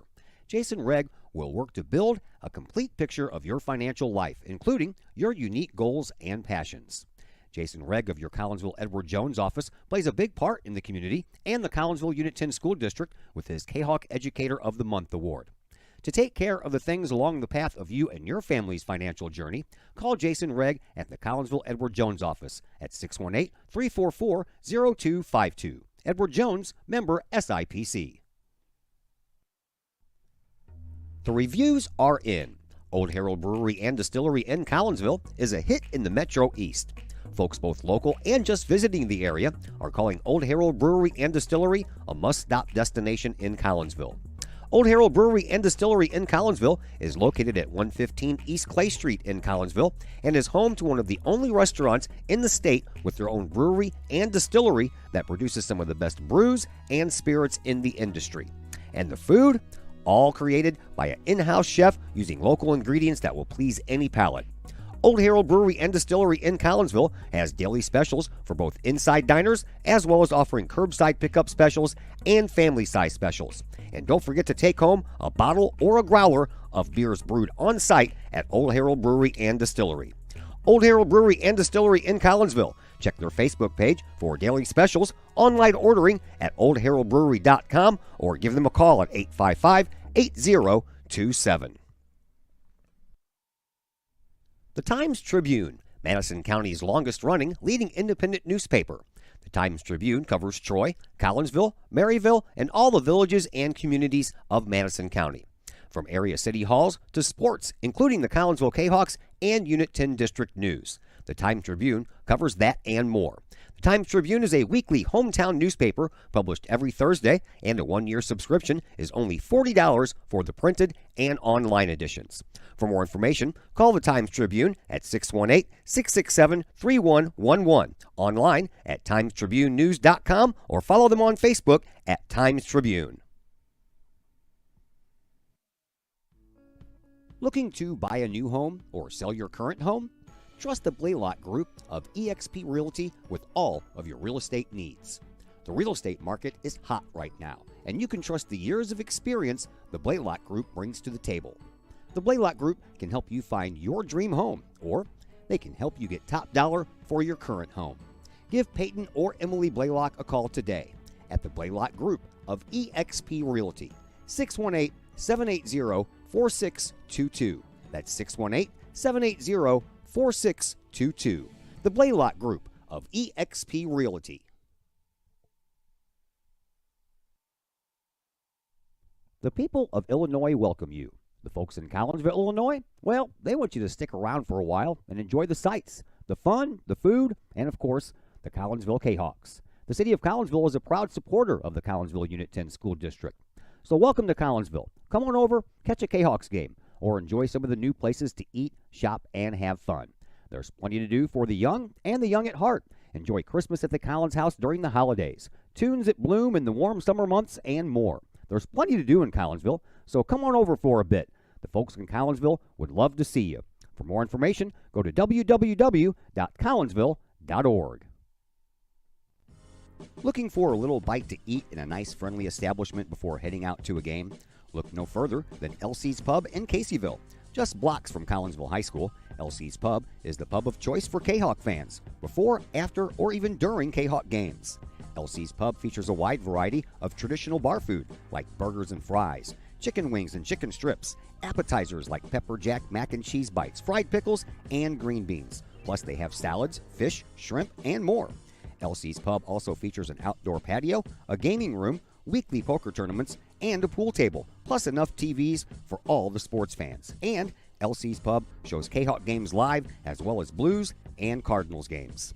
Elsie's Pub, 605 North Main Street in Caseyville, right across the intersection from All Pro Tees. Call for carry-out orders at 618-855-9007 and on Facebook at Elsie's Pub. Elsie's Pub, Kahawk fans' pub of choice. Lakeside Roofing in Collinsville. Let the professionals at Lakeside Roofing protect your most important investment, your home or business. Have the elements taken a toll on your roof system? Notice a leaking roof? Maybe it's time for a free roof inspection. Regular maintenance can extend the life of your roofing system by 10 years or more. Lakeside Roofing is your winning team for commercial and residential roofing systems. Lakeside's all-star professionals have installed, repaired, and maintained hundreds of roofs on both sides of the river. Call Lakeside Roofing today at 618-344-2800 or 314-241-5253 or online at lakesideroofing.com. Lakeside Roofing, celebrating 50 years of serving the metro area. Choose experience, choose Lakeside. Got vinyl? Rich's Record Emporium on Main Street in Collinsville can take care of all of your vinyl needs and more. You can peruse through thousands of records, from country to hard-to-find jazz. And classic rock, it's always in stock at Rich's Record Emporium. Used vinyl by the hundreds, plus new releases by new artists as well as reissues by classic artists. Don't forget to check out the audio room at Rich's Record Emporium. There, you can test out all the latest in audio gear, From top-of-the-line speakers to the latest in new turntables, plus amps, streamers, and all of the accessories like needles, belts, and more. While you're there, check out the music-related wall art, as well as T-shirts, record cleaners, and so much more. Plus, if you can't find it at Rich's, they will do their best to find it for you. Come check out Collinsville's only record store, Rich's Record Emporium, 131 West Main Street in beautiful uptown Collinsville, 618-795-1333, online, richesrecordemporium.com. Rich's Record Emporium, just one of our great sponsors that we have here on the Kahok Sports Network. And I'll remind you once again, head into Rich's Record Emporium in uptown Collinsville. Mention you saw this ad on the Kahok Sports Network, and you can get an additional 5% off of your purchase. And yes, that includes Record Store Day. Record Store Day is this Saturday across the country. And Rich's will open up at 9 a.m., and they have a bunch of cool selections. We're going to be there. My wife and her daughter, her oldest, is looking for the new Cranberries album that has come out in a tribute to Dolores, who lost her life, I believe, last year.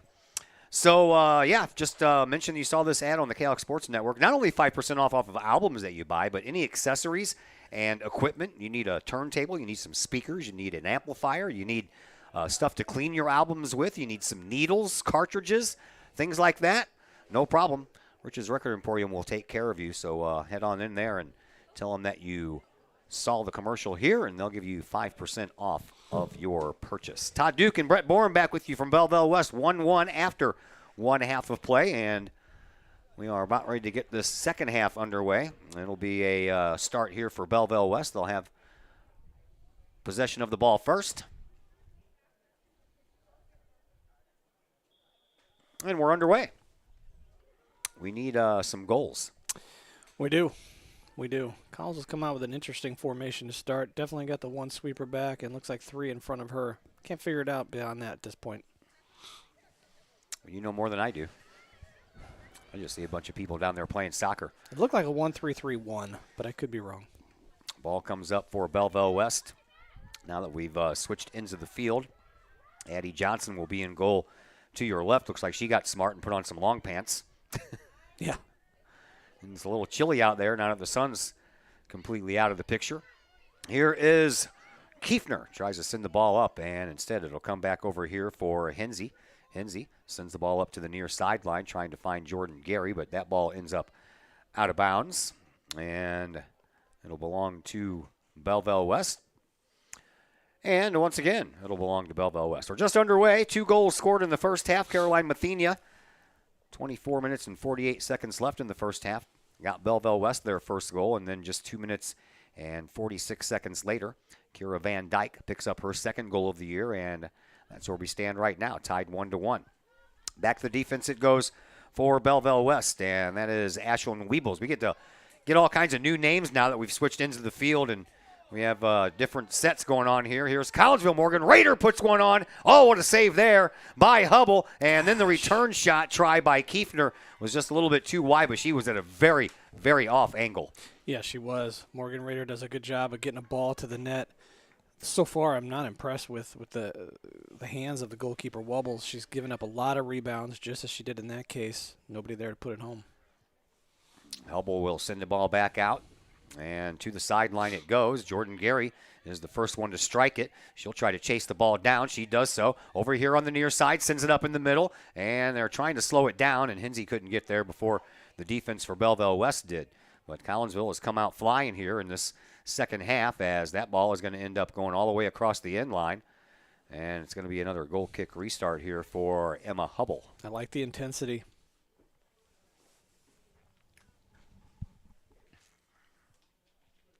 So Hubble will send it from the ground once again. She'll face the wind this time. Collinsville will have the wind, and that's not very strong wind, but they'll have the wind at their back. That's a nice pass there from Jordan Gary to Morgan Rader.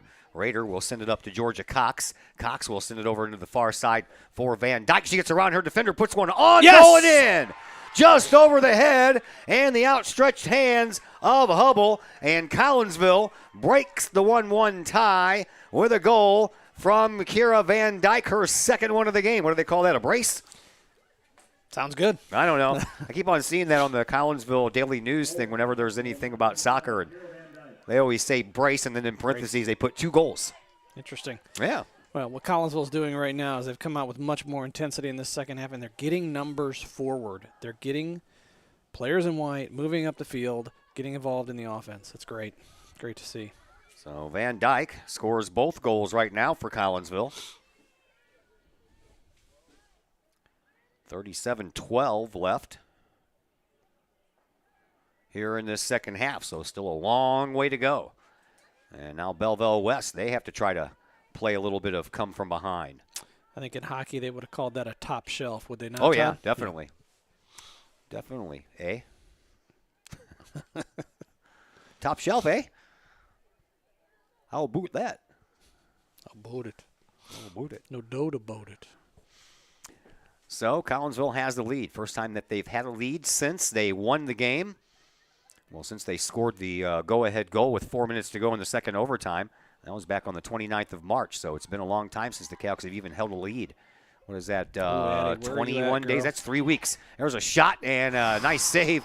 Not by the goalkeeper, but by the defense. And I think that Addie is going to have to give Miss Belandis a pat on the back here. Here comes Kiefner. She's trying with a burst of speed to get around her defender. Stops, gives it up to Jordan Gary. Gary over here on this near side. She'll turn, give it up at the top of the box for Hensey, but that one banked off some shins. Now Jordan Gary trying to track it down. She does again on the outside of the box toward the end line. Takes the shot and puts it up in the middle. And another shot, and that one's in. And there we go, Collinsville. All of a sudden the goals are starting to come fast and furious. And that one was scored by Georgia Cox. And for Georgia, that is her 3rd goal of the year. So now Miss Jeremias has a little bit of competition there.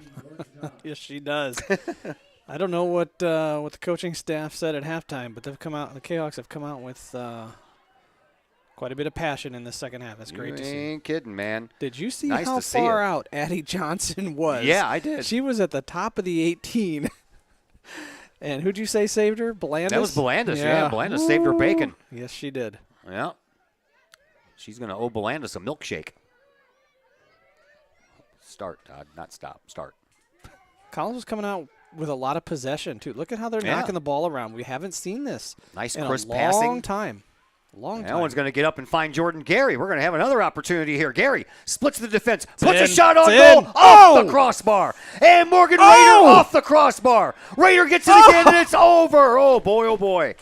That was some fast and furious goal attempts right there by Collinsville. They did everything but score.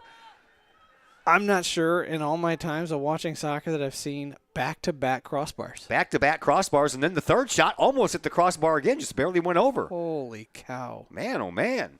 Where has all this offense been? I don't know, but it starts with possession. I'm seeing the Kahawks possess the ball, move it around, let the ball do the work, and that's leading to success. Yeah. Collinsville up 3-1 now, and Could be 4. almost made it 4-1. Now the Kahawks will send their defense back, and that didn't take very long for another turnover. Here is Kiefner trying to outrun Madison Smith. She does so and then gets her feet taken out from underneath her, but stays with it, tries to split the defense, gets bumped off, and then Belleville West will get the ball out. All the way up here to Mathenia. Mathenia playing defense now. She's back so deep, helping the defenders out. Ooh, that's off of the back of Jordan Gary's head. She appears to be okay. 34 minutes left to play and some change here in the second half. Collinsville, after a 1-1 first half, Kahawks have scored 2 quick goals here. And the Kahawks have a 3-1 lead. Man, what a turn of events. Yeah. That ball kicked right back toward the sideline. Gary comes up with it, sends it back to Belandis. Belandis will send the ball up to the middle of the field, but the Maroons are well positioned this time. And they'll send the ball back over to midfield. Here is Addie Gagan. Gagan trying to get around Shelby Hawk over on that far side. They're in a foot race. Gagan and Hawk. Man, I tell you what, that would be a tie if they were racing. Yeah. They were so close together all the way down, and it's going to end up being a corner kick here for Belleville West. Shelby's going to be winded after that run, but she did a great job of for a bigger girl, stronger girl, to keep up with Addie Gagan. She did an amazing job. Great defense. Both of them had their feet moving like jackrabbits. Mm-hmm. Mathenia will take the corner kick over on the far side corner. And Shelby Hawk is at one post, and I believe that's Belandis at the other one, right in the middle of this summer. Okay, we're making a change here. I'm not sure what happened with Sophia Kiefner. Well, not either. And now they want to stop the clock. Not sure why. I don't know if there's an injury or if she's having trouble breathing down. I'm not sure what's going on with Sophia Guys next door Kiefner. need to stop the clock. 32-52, they said. Ooh.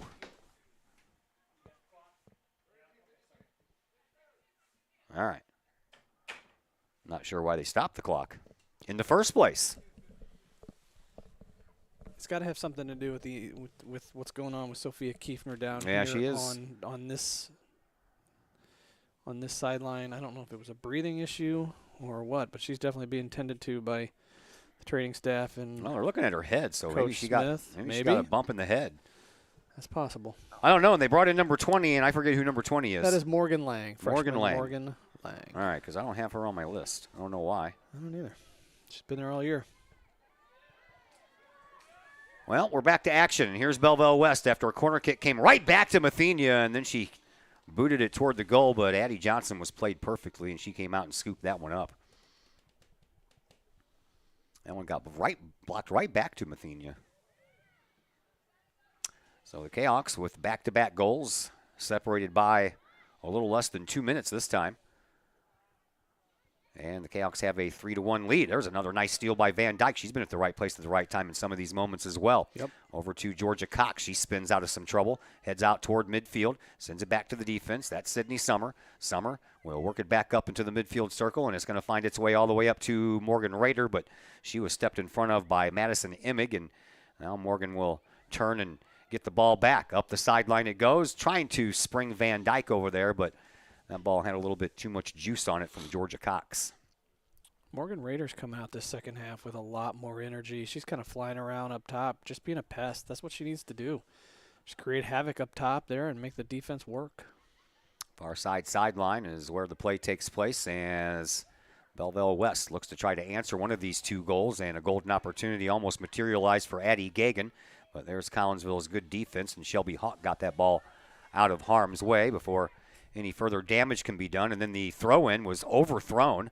So it comes back to Collinsville. They'll take it. Here is Hensey. She reverses direction, starts heading toward the middle of the field, gets the ball up to Cox. Cox tips the ball over to Jordan Gary. Nice. Gary back over to Hensey. Good ball movement here by Collinsville. Hensey, she'll send the ball up the near sideline. Morgan Rader is trying to track it down, but Hubble will come out and pick it up before she can get there.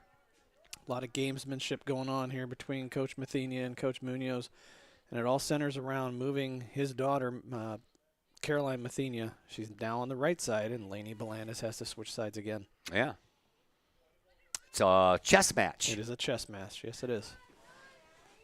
Kahawks have the lead, and they have the ball. That's a nice send up there by Hawk. Got some powerful legs. Mm-hmm. We already saw those in the sprinting department going up that far sideline.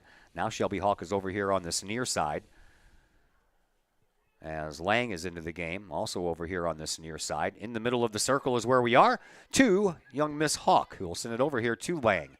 Lang sends the ball up off the sideline, and that goes out of bounds. Collinsville will have a throw-in as they bring in Allison Hennessy. Hennessy will make her first appearance in this game as Miss Hensey heads to the bench for a bit of a breather.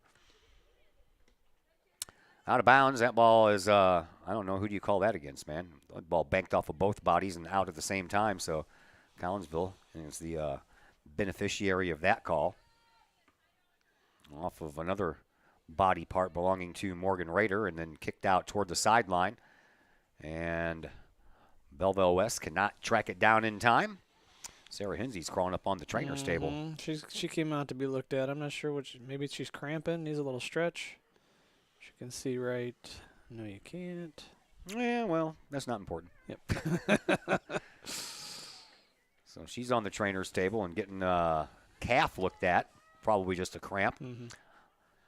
And Sophia Kiefner is still sitting down on the ground here, but she's not being attended to by anyone, so apparently she's okay now, or at least well enough to sit there by herself. Another corner kick coming up here, and this one is going to belong to Collinsville, just their second corner of this game. And here to take it is Jordan Gary over here on this near side.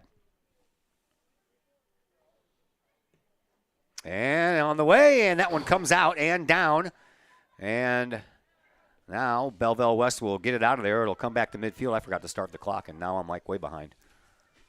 Minus a minute, and another minute, and another minute, and another minute. And we'll go minus a couple of seconds as well. There we go. We're caught up now. Hate it when I do that. It's a manual clock. And I think somebody got poked in the eye accidentally because right at midfield, one of the Belleville West players, and now they're going to stop the clock once again and have to deal with an injury. And I believe it's just an accidental poked in the eye for one of the Belleville West players. All right, so while we have a brief moment, we'll take a real quick timeout, and we'll come back here in just a moment on the Kahok Sports Network.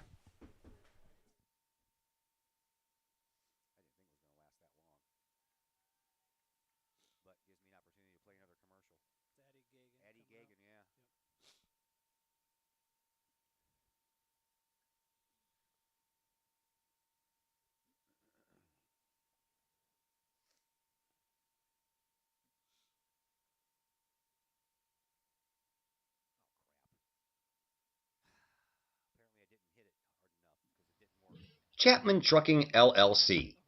Chapman Trucking is a local Collinsville business owned and operated by 1994 Collinsville graduate Christy Chapman.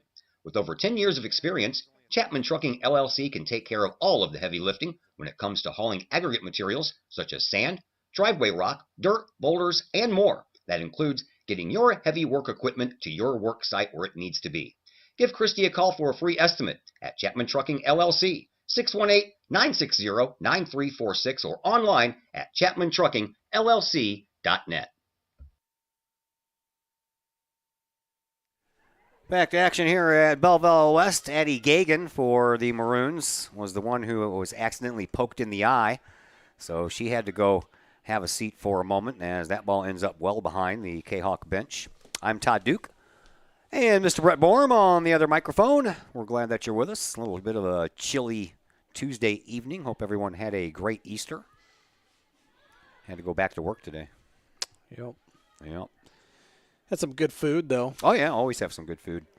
Here is another chance here for Belleville West. That one's going to go wide, and Addie Johnson will come out and scoop it up instead of letting it go across the end line.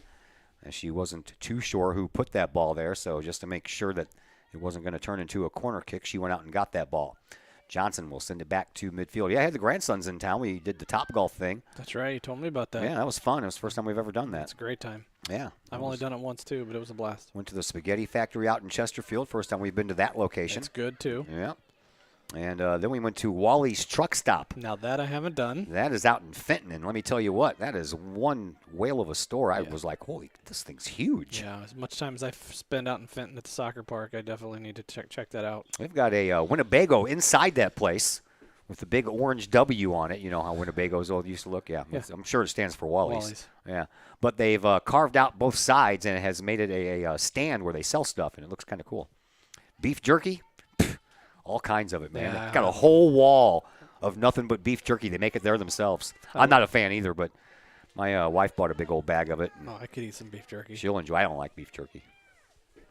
Not one of my things. Are you American? Yeah, I'm American. Here is Morgan Rader. Rader streaks up the near sideline and trying to make her move. Is she going to stop? Nope, she's going to kick it off of the end of, and it's going to be a corner kick.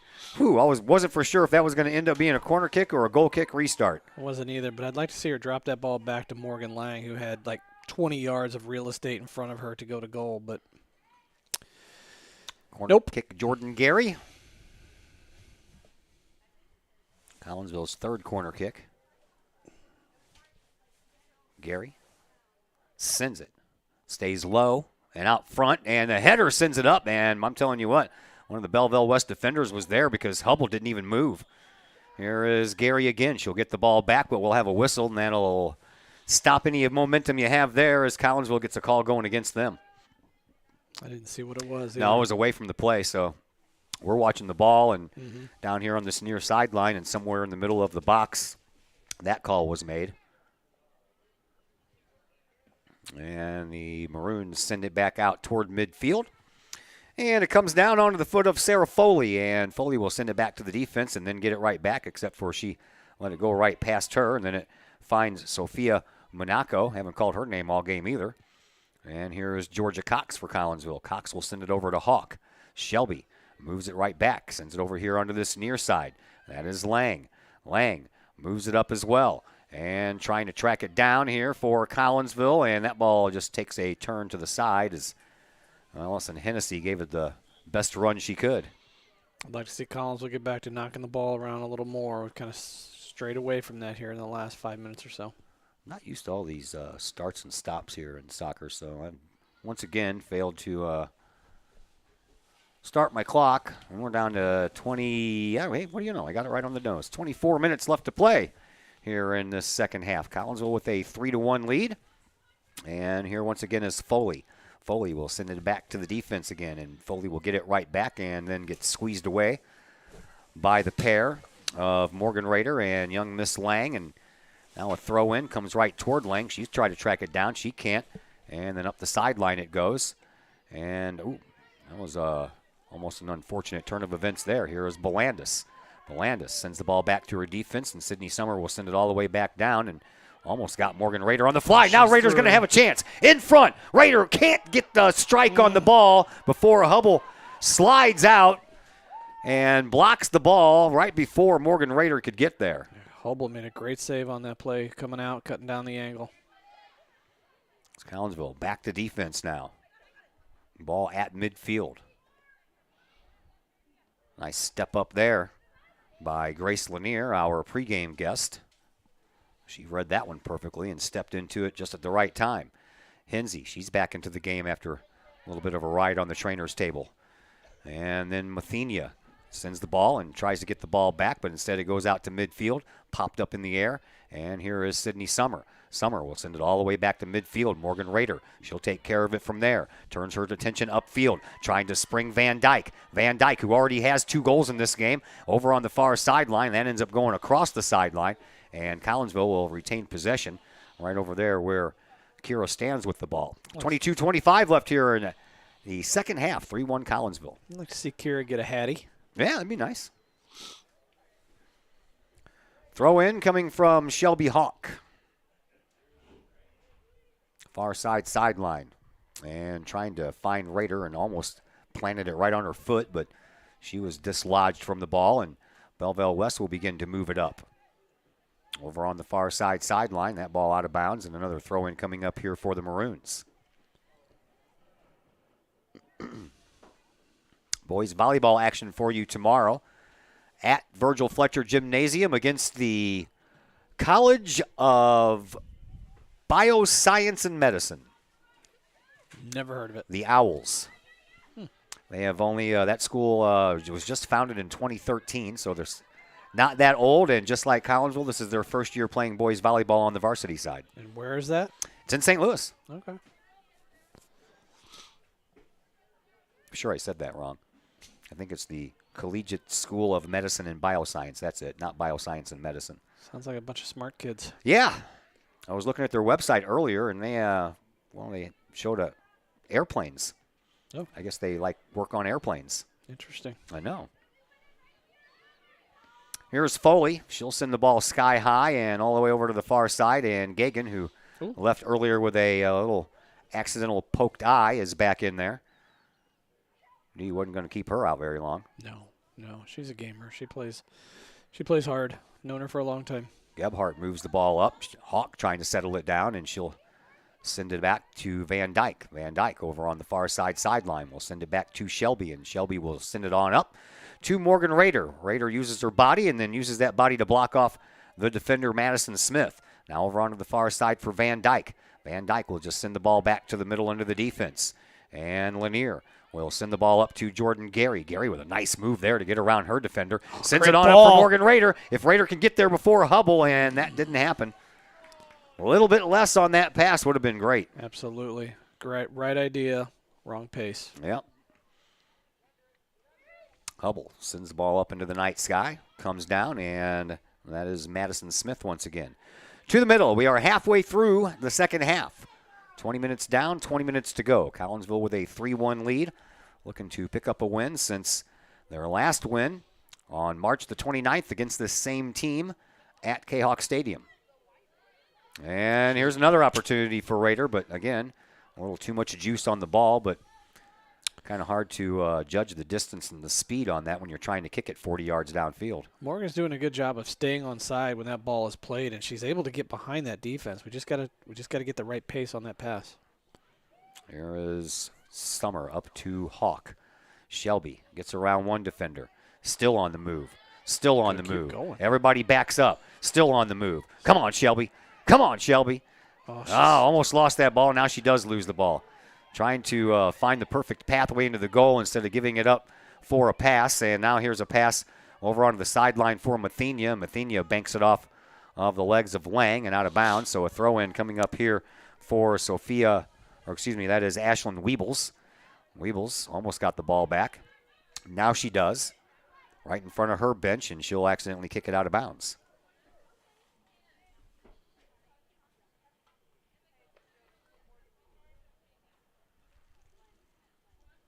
Here is Bolandis. Looks like Maddie Fiesel is trying to check back in at the next opportunity. Don't know why they didn't let her do it then. Here is Jordan Gary. Almost ran into the ref. Summer sends the ball up. This one off of the head of the defender for Belleville West, so she was all over the back of Morgan Raider. And the defense back to pick it up for the Maroons. Here is Madison Emig. Emig will send it over to the far side. That is Grace Gebhart. Gebhart sends the ball up. And then they will try to find Miss Gagan over there on the far side. She's in a wrestling match with Shelby Hawk, and Gagan right now has won that one, and she continues to bring the ball up. Shelby not giving up much, though, and she gets the ball away anyway. And over to Georgia Cox, but Cox got bumped off of it. And now the Kahawks trying to keep that ball out of the offensive zone, and they'll just send it on back to Addie Johnson, and Johnson with one kick will send it all the way back to midfield. Off of Weebles to Morgan Raider. Raider now trying to track it down, but Weebles got there first, and Weebles off of Raider and out of bounds, and that ball will belong to Belleville West on a throw-in. And here comes Miss Lydia Fluss. How about that? The senior making, as far as I know, her first appearance on the varsity side in quite some time. Yeah, I'm really happy to see this substitution for this girl. I do know she played in the Parkway Showcase game, and I was told that she played very well. So good. It's good to see her back on the field. What a Sure great is. kid she is. Yep.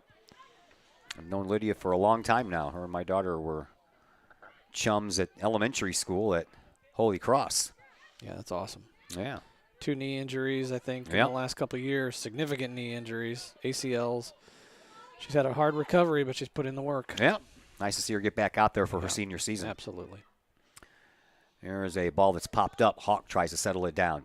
She can't, and the ball comes out, and Mathenia couldn't break far enough to her right to keep that one from going out of bounds. So Collinsville will have a throw-in, and it'll be handled by Bolandis here with 16 and a half minutes to go in this second half. 3-1 in favor of Collinsville. Kahawks looking for more. That was a nice strike over there by Bolandis, but unfortunately it found the foot of Foley. Foley's shot was going to go wide, but Addie Johnson made sure it wasn't going anywhere near that near side post. Johnson sends it into the night sky, out to midfield, takes a bounce. And Jordan Gary trying to settle it down, but she ran into Foley, and Foley didn't do anything wrong there. And here is Gagan. Gagan trying to work herself around, and the shot ends up going wide as she tried to work herself around the far side defender. Coach Munoz moving some players in and out now. I don't think she subbed the first half, and now she's got them moving in and out. Yeah. Morgan Raider will check out of the game. And Allison Hennessy will check back in as Sydney Summer gets ready to send this ball back out toward midfield. That's a low hit, and it skips past Gagan. She got that leg out there trying to stop it, but couldn't. Here is Van Dyke. Van Dyke gets control of the ball, steps on it to reverse direction, sends it over onto the far side, and then the turf monster came up and bit Sophia Kiefner right in the ankle, and she went down. Almost like a sniper. Yeah. Yeah, that's what I thought happened to Gagan. I saw Gagan get poked in the eye, and she immediately went down. Now here's another chance for Gagan. Speaking of which, she comes all the way over onto the far side, outside the right side of the box. And that's a nice block over there by Shelby Hawk, and that ball went right off of her body and off the sideline. Shelby Hawk's doing a really good job on Gagan. Likewise for Belandis and Mathenia. Coach Munoz got the right pairing out there. Gagan throws it into Foley, and Foley's shot ends up off of a body, and it's going to be a corner kick here for Collinsville again. Or excuse me, for Belleville West again. And once again, it'll be you know who. You know who. I know who. Caroline Mathenia. She Number takes all the 9. corner kicks, man. She takes all of them. It doesn't matter which side of the field it's on. She takes them. I guess nobody else can take a corner kick at I guess Belleville West, not. or okay. Sophia Monaco will check back into the game. And that is Shelby Traxler who comes off. I didn't even know she was out there. Low corner kick, comes out in front, bangs off a couple of legs down below, and then comes out to the front of the box. Foley trying to turn around, gets a shot. She does, and that's right on goal. And Addie Johnson was in the right spot at the right time. She probably had to peer through a bunch of bodies to find that ball as well. Yeah, there was definitely a scrum there in the middle that would have been hard to see. 13 and a half minutes left to go here in the second half. Collinsville with a 2-goal lead. Belleville West making a little noise. Collinsville would love to add another one here and make the breathing room a little bit more enjoyable. Over on the far side, I believe that was Hennessy who had the ball go off of her. And it'll be another throw-in coming up here for Belleville West near midfield.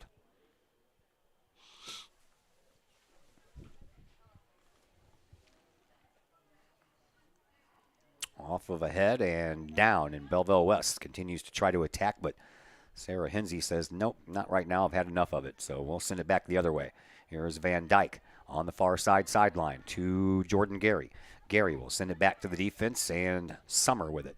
Sydney punches the ball out over here toward Lydia Fluss. Couldn't get there, could Lydia, but it finds Hensey. Hensey knows what to do with it. She's got a couple of nice moves in her pocket. Collinsville will send the ball over to the sideline. Here is Lydia. Fluss will send it up, and a little pass up trying to find Cox. Comes right back to Fluss, and then it goes right through the defense, and it'll slowly roll to Hubble.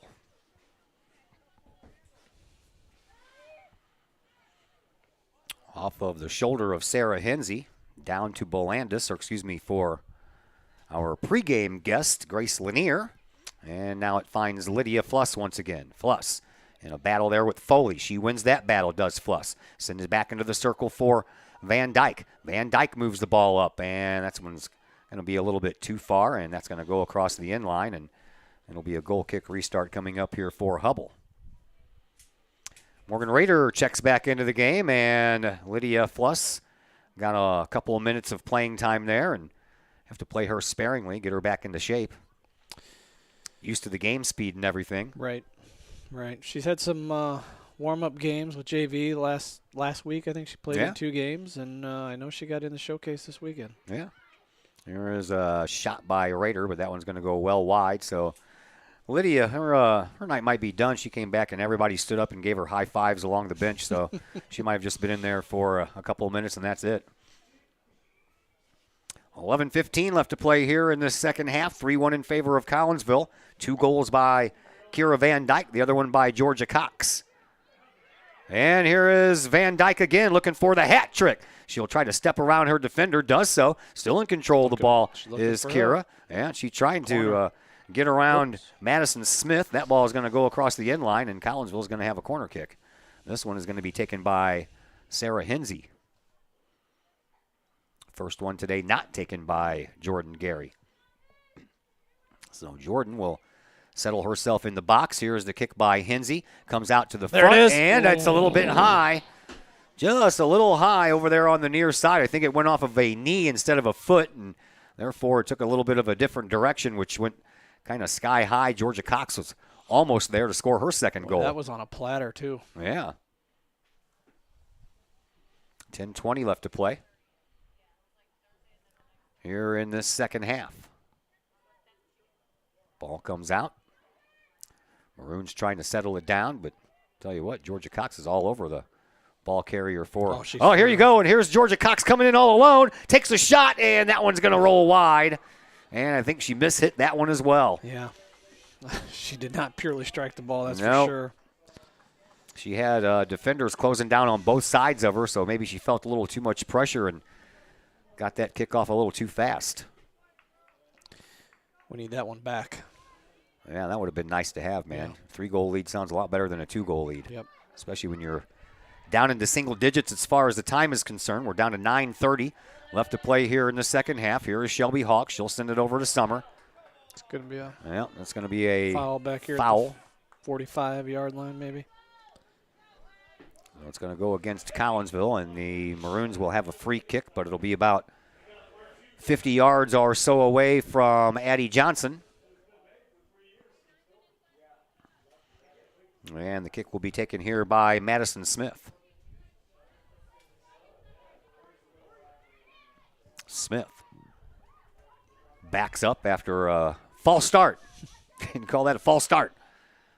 Little spin on the ball as it comes up the sideline. Sure, that's not what she had in mind, but it finds number 7, Addie Gagan. That ball ends up out of bounds. Weebles will throw it in. And off of a head, pops straight up, comes down to Sarah Hinsey.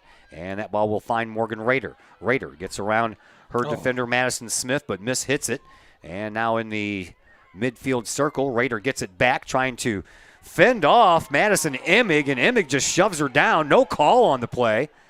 And they'll keep on playing. Here is Jordan Gary. Gary, nice job sending it back to Cox. If she was going to be double-teamed.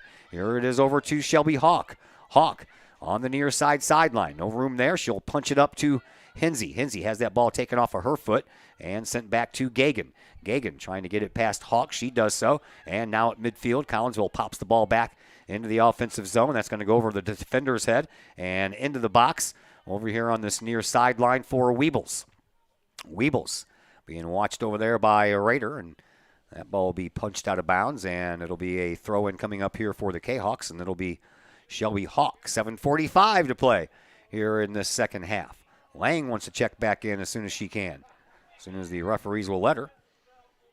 Shelby throws the ball in, finds Morgan Rader, who finds Van Dyke, and Van Dyke's offside. Just barely. By a step? Yep.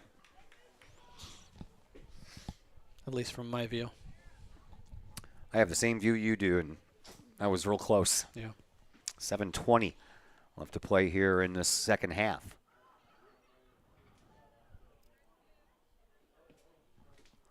Madison Smith sends it back to midfield, but it's off of a Kahawk player and down for Morgan Rader, and Rader tries to thread the needle right in the middle there for Georgia Cox, but couldn't complete the deal. And it goes off of a leg of one of the defenders. Collinsville gets the ball back, and over on the far side sideline, that's Hennessy. Allison Hennessy turns the corner, sends one up to Jordan Gary. Gary, she turns around, comes back the other direction, sends it into the middle for Hinsey. Hinsey around one defender, and then over on the far side, I don't think Hennessy was ready for it. And now back to Belandis. Belandis will sneak into the front. Collinsville with some room. They take a shot, but that one's going to go wide. And Kahawks had two girls in the box over here on this near side, and neither one of them could get to that ball before it ends up going past the end line. We're down to 6:20 to go. Lang will come in, take the place of Hinsey. As Hubble sends the ball back toward midfield, didn't get very far at all. And then off of the head of Lang and out of bounds, so a throw-in coming up here for the Maroons. They toss it in quickly, and quickly it is rejected. Then back to the defense in Sydney Summer. She'll send it back toward midfield, right in front of the Kahawk bench. That's Foley. Foley trying to get around a defender and does so. And then it comes out, and Collinsville will get the ball back. Belandis will send it out toward midfield over everyone's head that's wearing purple and white. And it comes down for Van Dyke. She puts a nice little stop step on that thing. And now Shelby Hawk will send it back into the teeth of the defense here for Belleville West. At midfield, Jordan Gary takes over. 5.5 minutes to go here in this second half. Collinsville leading 3-1. And here is Lang. Lang punches the ball up. Finds Van Dyke. Van Dyke trying to give it back, but that ball had just a little too much speed on it. And Weebles will throw it in. Here is Foley. Foley will send it over to the far side for Grace Gebhardt. Gebhardt gets punched off the ball. Collinsville chips in, and the Kahawks begin a run up on offense, and trying to get that over to Morgan Rader was Georgia Cox, but that was a nice defensive play. Here's a nice, Shelby Hawk does the same, heading back the other direction. Shelby trying to give some directions out there. She loses the ball, but it comes loose, and Van Dyke just a little step too late to get that ball away from Foley. Foley with a burst of speed comes up through midfield, sends the ball up, and that's a nice pickoff move there by Sydney Summer. Summer read that one the whole way. Keep going. And Sydney will come up the sideline. She'll cut across toward the middle. She looks, tries to thread the needle into Morgan Rader, who is at the football field's 20-yard line, but then she was stepped in front of. And now over on the far side, Hennessy trying to do something with it. And that ball's knocked out of bounds. Collinsville will have a throw-in as we approach 4 minutes, 10 seconds left to play here in this second half. Belandis with the throw-in over on the far side. Comes right back to her. She'll do it again, almost from the same spot.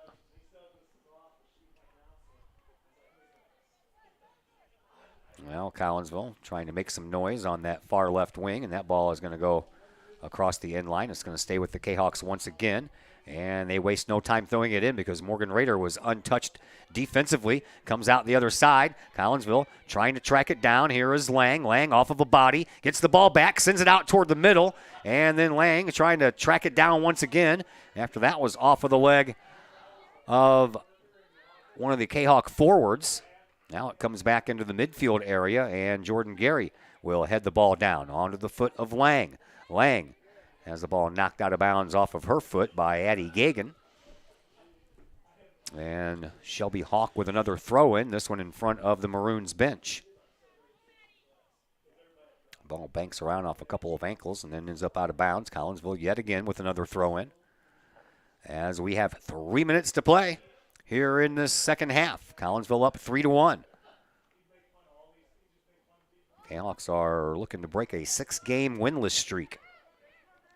Yeah, that'd be a big confidence builder as we go into Thursday night's match with Breeze Mater Dei, who I believe you said at the beginning lost to this same Belleville West Maroons last night. 4-1. Yep.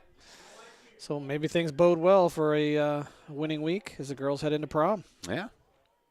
Oh, big prom on Saturday. There are no games scheduled on Saturday whatsoever. Yeah, free day for you, too. Oh, yeah. That's why I'm doing record store day, and then we're going to play some washers. Cool. We had to move our washer league from the old Columbus Plaza in Collinsville to the Caseyville VFW, so a bunch of us are meeting up there Saturday afternoon to see how we want to set things up, and then I'm going to have to return next Wednesday so we can see how the lights work.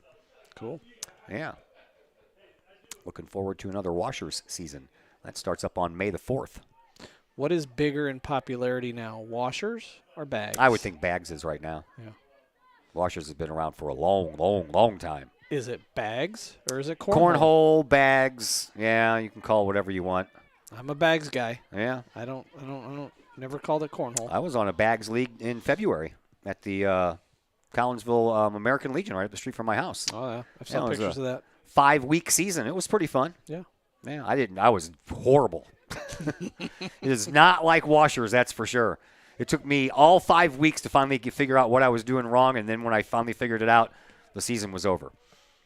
1 minute and 20 seconds left to go here in the second half. Collinsville leads 3-1 as the Maroons are into double desperation mode now. Here is Foley. Foley sends the ball up. Collinsville will just shield it, and Summer will send it over to the sideline and out of bounds, and looks like we're going to have a call that's going to go against Belleville West as they took Summer's legs out from under her just when right after she kicked that ball. So Collinsville, instead of watching Belleville West throw it in, the Kahawks will have a free kick about 90 to 100 yards away, but nevertheless, it's better than watching Belleville West throw it in. Summer puts a leg into it, sends it all the way back to midfield. We are down to the final 35 seconds left to go here in this second half. And here comes Gagan. Gagan comes in from the left wing, tries to put on a move, and she's being watched the whole entire way by Shelby Hawk. Yeah. And then it comes all the way out to Weebles. Weebles trying to get a strike on that ball. She couldn't get there in time before Collinsville's defense closed up on it. Back out to midfield, 15 seconds to go here in the second half. And it comes through, and it's going to roll to Addie Johnson, and that might just do it. Johnson will take her time, bounce the ball a couple of times, and then she'll send it out. By the time it comes down, we'll be about 2 seconds away from the sound of the horn. And there it is, a horn, a whistle, or a siren, or whatever the case may be. It is what it is. So, Kahok's win here by a score of 3-1. They snap a 6-game winless streak, and they beat Belleville West for the second time. And the Kahok's also pick up their second conference win of this game. And it was tight in the first half there, 1-1 contest. But Collinsville, man, they came out firing. Not only did they score 2 goals about 2 minutes apart, but they hit 2 crossbars and almost had another one hit the crossbar. So all things considered, it was a pretty good game by the Kahawks. It was. It's good to see the girls get back on the winning side of the table. I think the key was coming out at the beginning of the second half, and the girls had passion. They had fire. They were moving the ball with pace. They were quick, and that resulted in 2 quick goals there in the second half to give them a 3-1 win. At any rate, it's just nice to get that monkey off your back, man, of having all those losses in a row, and that's got to feel much better to not only the girls on the team, but Jody Munoz has got to be able to breathe a little sigh of relief and have a smile on her face on the way home. Yeah, I know she's been feeling it over the course of the last 7, 8, 9 games, and so good for her, good for the coaching staff, good for the girls. All right, sir, thank you very much for sticking it out with us and being my camera guy, and we'll see you on Thursday. Yes, sir. All right, that is Brett Bourne. My name is Todd Duke. We're going to take a break here as we head into the post-game show. I didn't ask anybody to come up because, no one's come up so far this year, so I didn't ask anyone to come up, and we'll just take a little bit of a break here and come back and recap this game and recap the day of sports in Kahok Nation, and we will do that as we bring you into the post-game program brought to you by Cafe Agape in Collinsville, home of the Kahok Chicken Sandwich. Cafe Agape been doing their thing since 2012, offering catering, some of the best home-cooked food in the area. Give Cafe Agape a call at 345-CAFE. That's 345-2233. Post-game show comes your way next on the Kahok Sports Network. Cafe Agape serves up some of the best sandwiches, burgers, pork steaks, meatloaf, fish, and more in Collinsville. And yes, they still cater. Wedding receptions, luncheons, business meetings, and much more. And Cafe Agape is your destination for all of your holiday and party favorites, both main courses as well as delicious sides. Cafe Agape in Collinsville is the only place to pick up a Kahok sandwich or dog and the new Flamin' Kahok sandwich. Cafe Agape, check them out at 703 St. Louis Road. Give them a call at 345-CAFE. That's 345-2233. And don't forget to tell them Stewie sent you.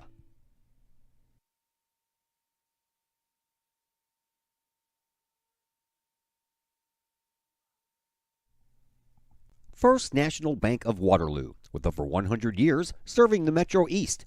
Visit First National Bank of Waterloo at their Maryville and Collinsville locations for all of your banking, mortgage, and lending needs. Why? Super low closing costs, low construction loan rates, and they do so much to support our local communities. When you need a loan, call the Collinsville team at First National Bank of Waterloo at 618-345-1121 or visit their Maryville and Collinsville locations or online at fnbwaterloo.bank. First National Bank of Waterloo, member FDIC, equal housing lender. Having problems keeping your ride on the road? Roadman Automotive in Collinsville can help you keep your ride rolling. Roadman Automotive offers everything from diagnostic tests when that check engine light comes on to tune-ups, alignments, brake and suspension work, and more. Oil changes at Roadman Automotive start at just $35. Roadman Automotive is open from 8 a.m. to 5:30 p.m. Monday through Friday and is located at 936 St. Louis Road in Collinsville. Check out the Roadman Automotive Facebook page for daily specials. Call Roadman Automotive at 618-223-1878 online at roadmanautomotivecollinsville.com. Roadman Automotive. Keep your ride on the road with Roadman Automotive. Ogle Auctions in Collinsville, your place for online auctioning. Go to ogleauctions.com to check out the week's items up for auction. Ogle Auctions deals in everyday items like board games, t-shirts, clocks, antique items, and more. To collectible items, anyone in the market for, say, a trolley? Or maybe you're into more treasure troves like vinyl albums, cars, or motorcycles. And Ogle Auctions is always on the lookout for more auctionable items. Ogle Auctions of Collinsville. Auctions every Sunday at 7 p.m. Check them out at www.ogleauctions.com or call Kim or Mike Ogle at 618-218-2117. The Collinsville Daily News, the new online source for everything newsworthy in and around Collinsville. This news source is designed to be the heartbeat of the Collinsville community and is owned and operated by members that live in this area. The Collinsville Daily News generates their revenue with local support from the community in which they serve and from advertising. They do not charge to read their content, so you'll never run into one of those annoying paywalls. Not only that, but the Collinsville Daily News offers free classified advertising. You have items you want to buy, sell, or trade? It's free to post. Wedding or engagements announcements, as well as obituaries, all free at CollinsvilleDailyNews.com. Plus, they have the content that matters most. Collinsville news you need to know, coverage of Kahok sports, and a keen eye on city news. The Collinsville Daily News also has an event tab that allows you to find out what is going on in and around the region for you and your family, the heartbeat of the community. Helping readers make sense of an increasingly chaotic world. Check them out at CollinsvilleDailyNews.com on social media sites Facebook and Instagram. The heartbeat of this community is the Collinsville Daily News. Cafe Agape serves up some of the best sandwiches, burgers, pork steaks, meatloaf, fish, and more in Collinsville. And yes, they still cater. Wedding receptions, luncheons, business meetings, and much more. And Cafe Agape is your destination for all of your holiday and party favorites, both main courses as well as delicious sides.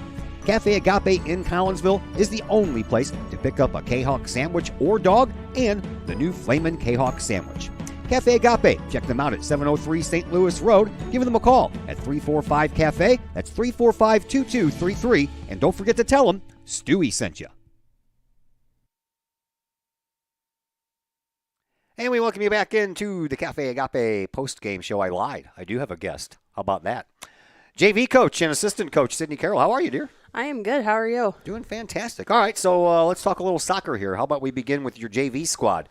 A nice goal from Ava Smith, the only goal of the game in the JV game, and you guys have improved your record to 5-7-2. So tell us a little bit about the JV game.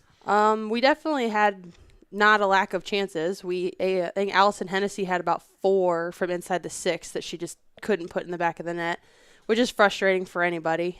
We get the goal from Ava right at the end of the first half, which was helpful because that was our goal starting out. We need to get a goal before halftime, and then they defended really well in the second half. We've come a long way from the start of the year. We're willing to win head balls now. We can connect passes. We're finishing the ball, which is really nice to see. I looked up a bunch of times, when I was up here setting my stuff up, and it seemed like every time I looked up, you guys were in the offensive zone. Mm-hmm. Yeah, and they all know, I went to West, so it's a big game for me. So they're like, we have to win for Coach Sid. We have to win for Coach Sid. So I think that played a little bit into it as well. But, yeah, they're hungry to score. They want to go score goals. They're a great bunch of girls. I could not be prouder of how they've performed so far this year. Melissa Huckleberry in goal again. I don't think that's her first shutout, is it? No, we've had quite a few shutouts. A lot of our wins this year have been shutouts. Very few have been 2-1 or 3-1. Usually, if we win, we don't let in very many goals. So that's always a good plus. Yeah.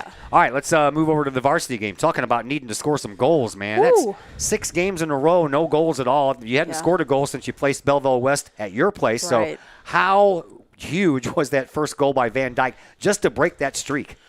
It's a huge goal for us, and unfortunately, it took us getting scored on for our girls to want to play. We started out really, really slow.